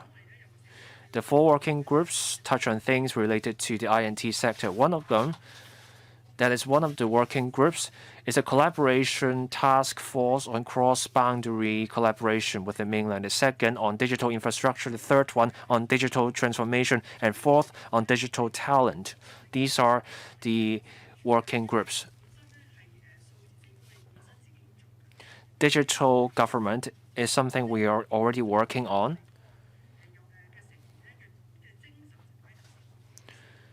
So we focus on those 4 areas for which there are working groups.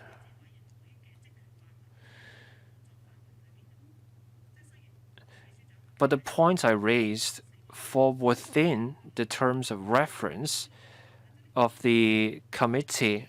The committee has to deliver on those points. Our bureau is working with the OGCIO on this matter. We set up the Digital Economy Development Committee to bring in the talent to take forward the work. Digital economy is a wide-ranging subject. So we have 4 working groups covering different aspects. And the digital government is not the focus of that committee, but the government is already taking forward the relevant work. Chair, can we ask the Innovation, Technology and Industry Bureau to suggest a way for us to follow up on the digital government initiative? We brief this panel on the work regularly, so this will be fine. Chair, let me spell it out more clearly.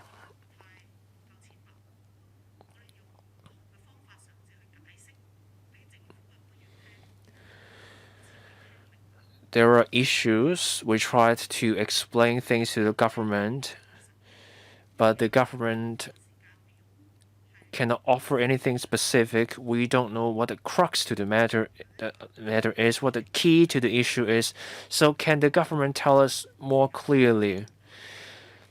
The timetable is will be 3 years from now. We're looking for the how. How would the government achieve the goal? Members wondered if it's legal issues holding you back. The government is working on the technology.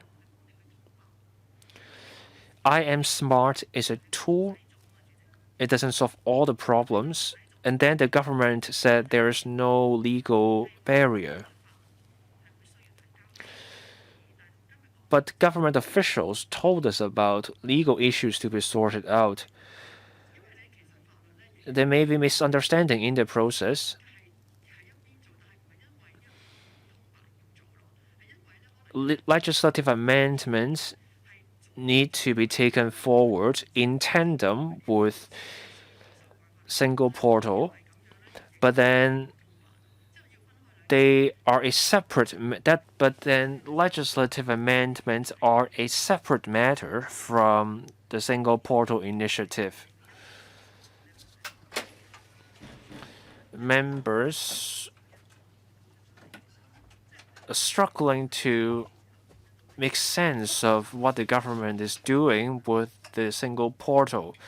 Members are concerned about a possible discrepancy between what people expect and the single portal that eventually comes out. So can we have a supplementary paper on the single portal, or can you tell us more about the single portal at the next meeting?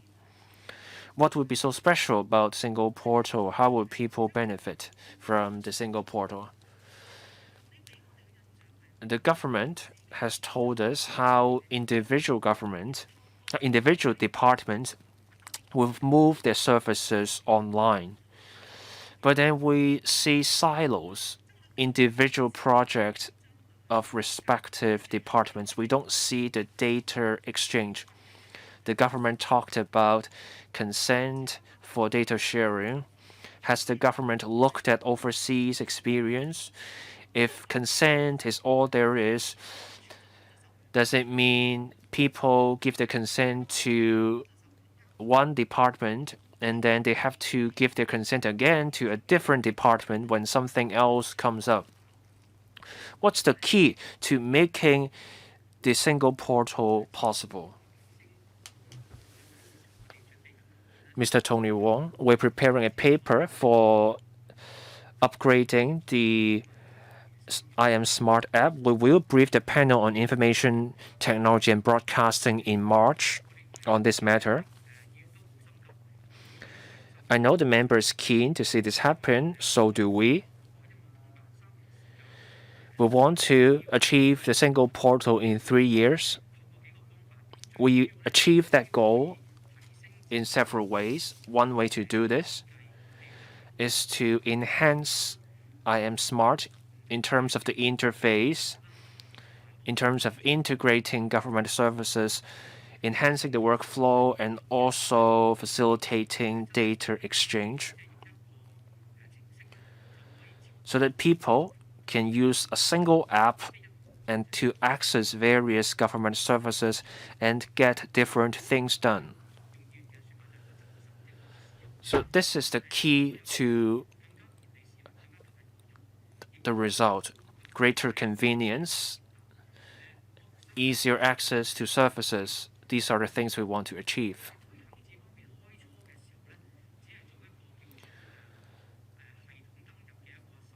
IM Smart started off as a tool for authentication.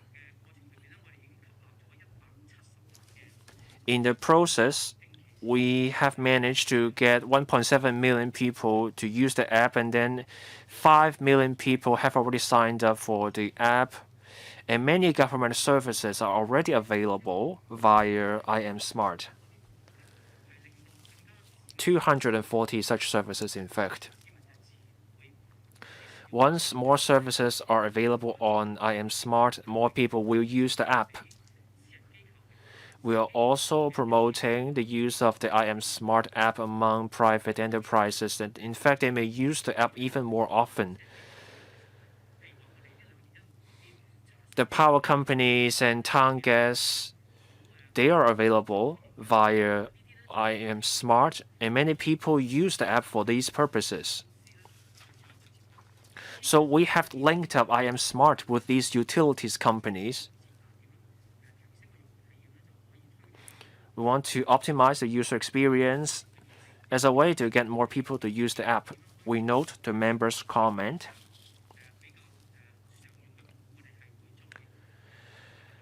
There are frequently used services, frequently used by people. We will look into ways to facilitate access to those services. Chair, let me give you a more specific example. Ms. Khan will have to extend the meeting for another 15 minutes. Let me give you another example. The Electoral Affairs Commission asked for information from the Housing Authority for information to cross-check the details. When we have the single portal up and running, does that mean the EAC can do the cross-checking without approaching the Housing Authority for the information? In terms of business needs from department,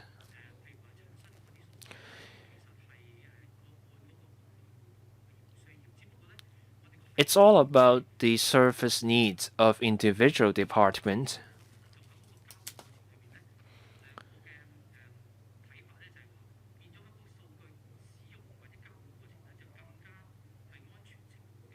What we're doing is to enhance the security of data exchange and also make the process more convenient. Chair, can I get the government officials to give me a direct response? Mr. Tony Wong, I gave you a straight question. When the registration and electoral office needs information, does the REO have to approach the housing authority, or can the REO go to the platform instead?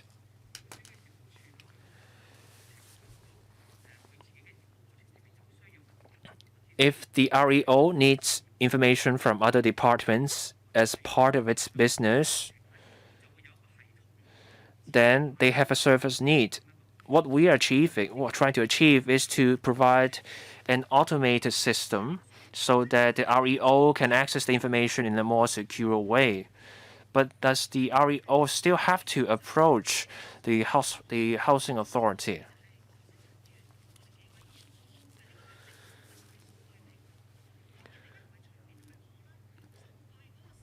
Now, of course, the information cannot be made available to anyone. We need to protect personal data and respect privacy. But my question is, can the REO simply turn to this platform? It's a simple question. So if the REO has already received a person's consent,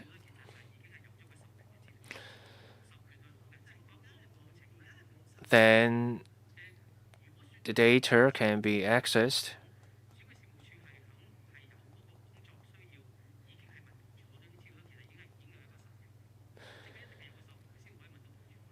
When the REO approached the housing authority for the data, there must have been consent. The consent was already given in voter registration.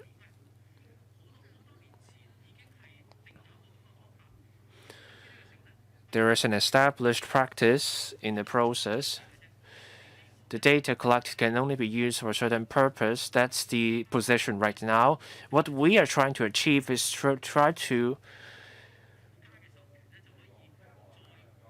achieve something extra. The end goal being additional more consent for the data to be shared. We're trying to avoid a situation where people have to give their consent again, and again. We're trying to allow people to give their consent for data sharing once and for all.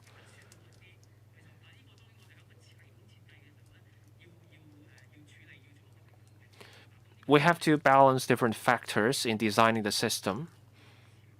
And this is what we have in mind as we design the system.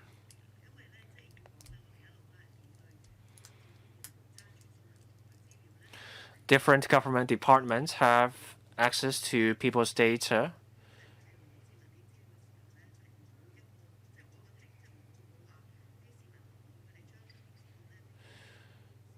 The people haven't consented to the use of the data by other departments. This is more than just about the privacy issue. It's a problem of departments lacking the power to share the data.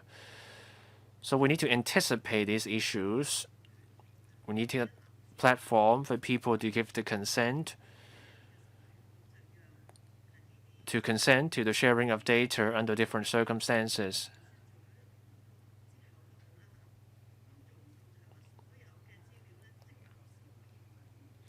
So even with your platform, it can't have all the data accessible to all departments because of all these constraints.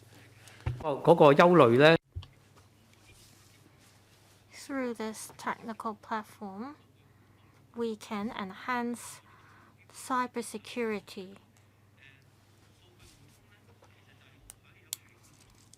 Data interchange can be done through this platform so that data will not be exchanged manually and data will not, or personal data will not be leaked to other parties. Yes, this cannot be done with the old system. Yes, I urge the administration to look into the issue apart from getting authorization or consent from people, what kind of innovative approach you can get to obtain the data you need. You may want to draw reference from other countries or places. We have overrun a little bit. The second agenda item is AOB. If there is no AOB, the next meeting is scheduled on the 28th of February 2023. In the next meeting, we will discuss update on the implementation of Smart People. Let's see if we can make any visits or outings before the next meeting. Yes, we have been talking to the Education Bureau about this. So we'll mainly be on education. Is that right? Yes. Meeting adjourned.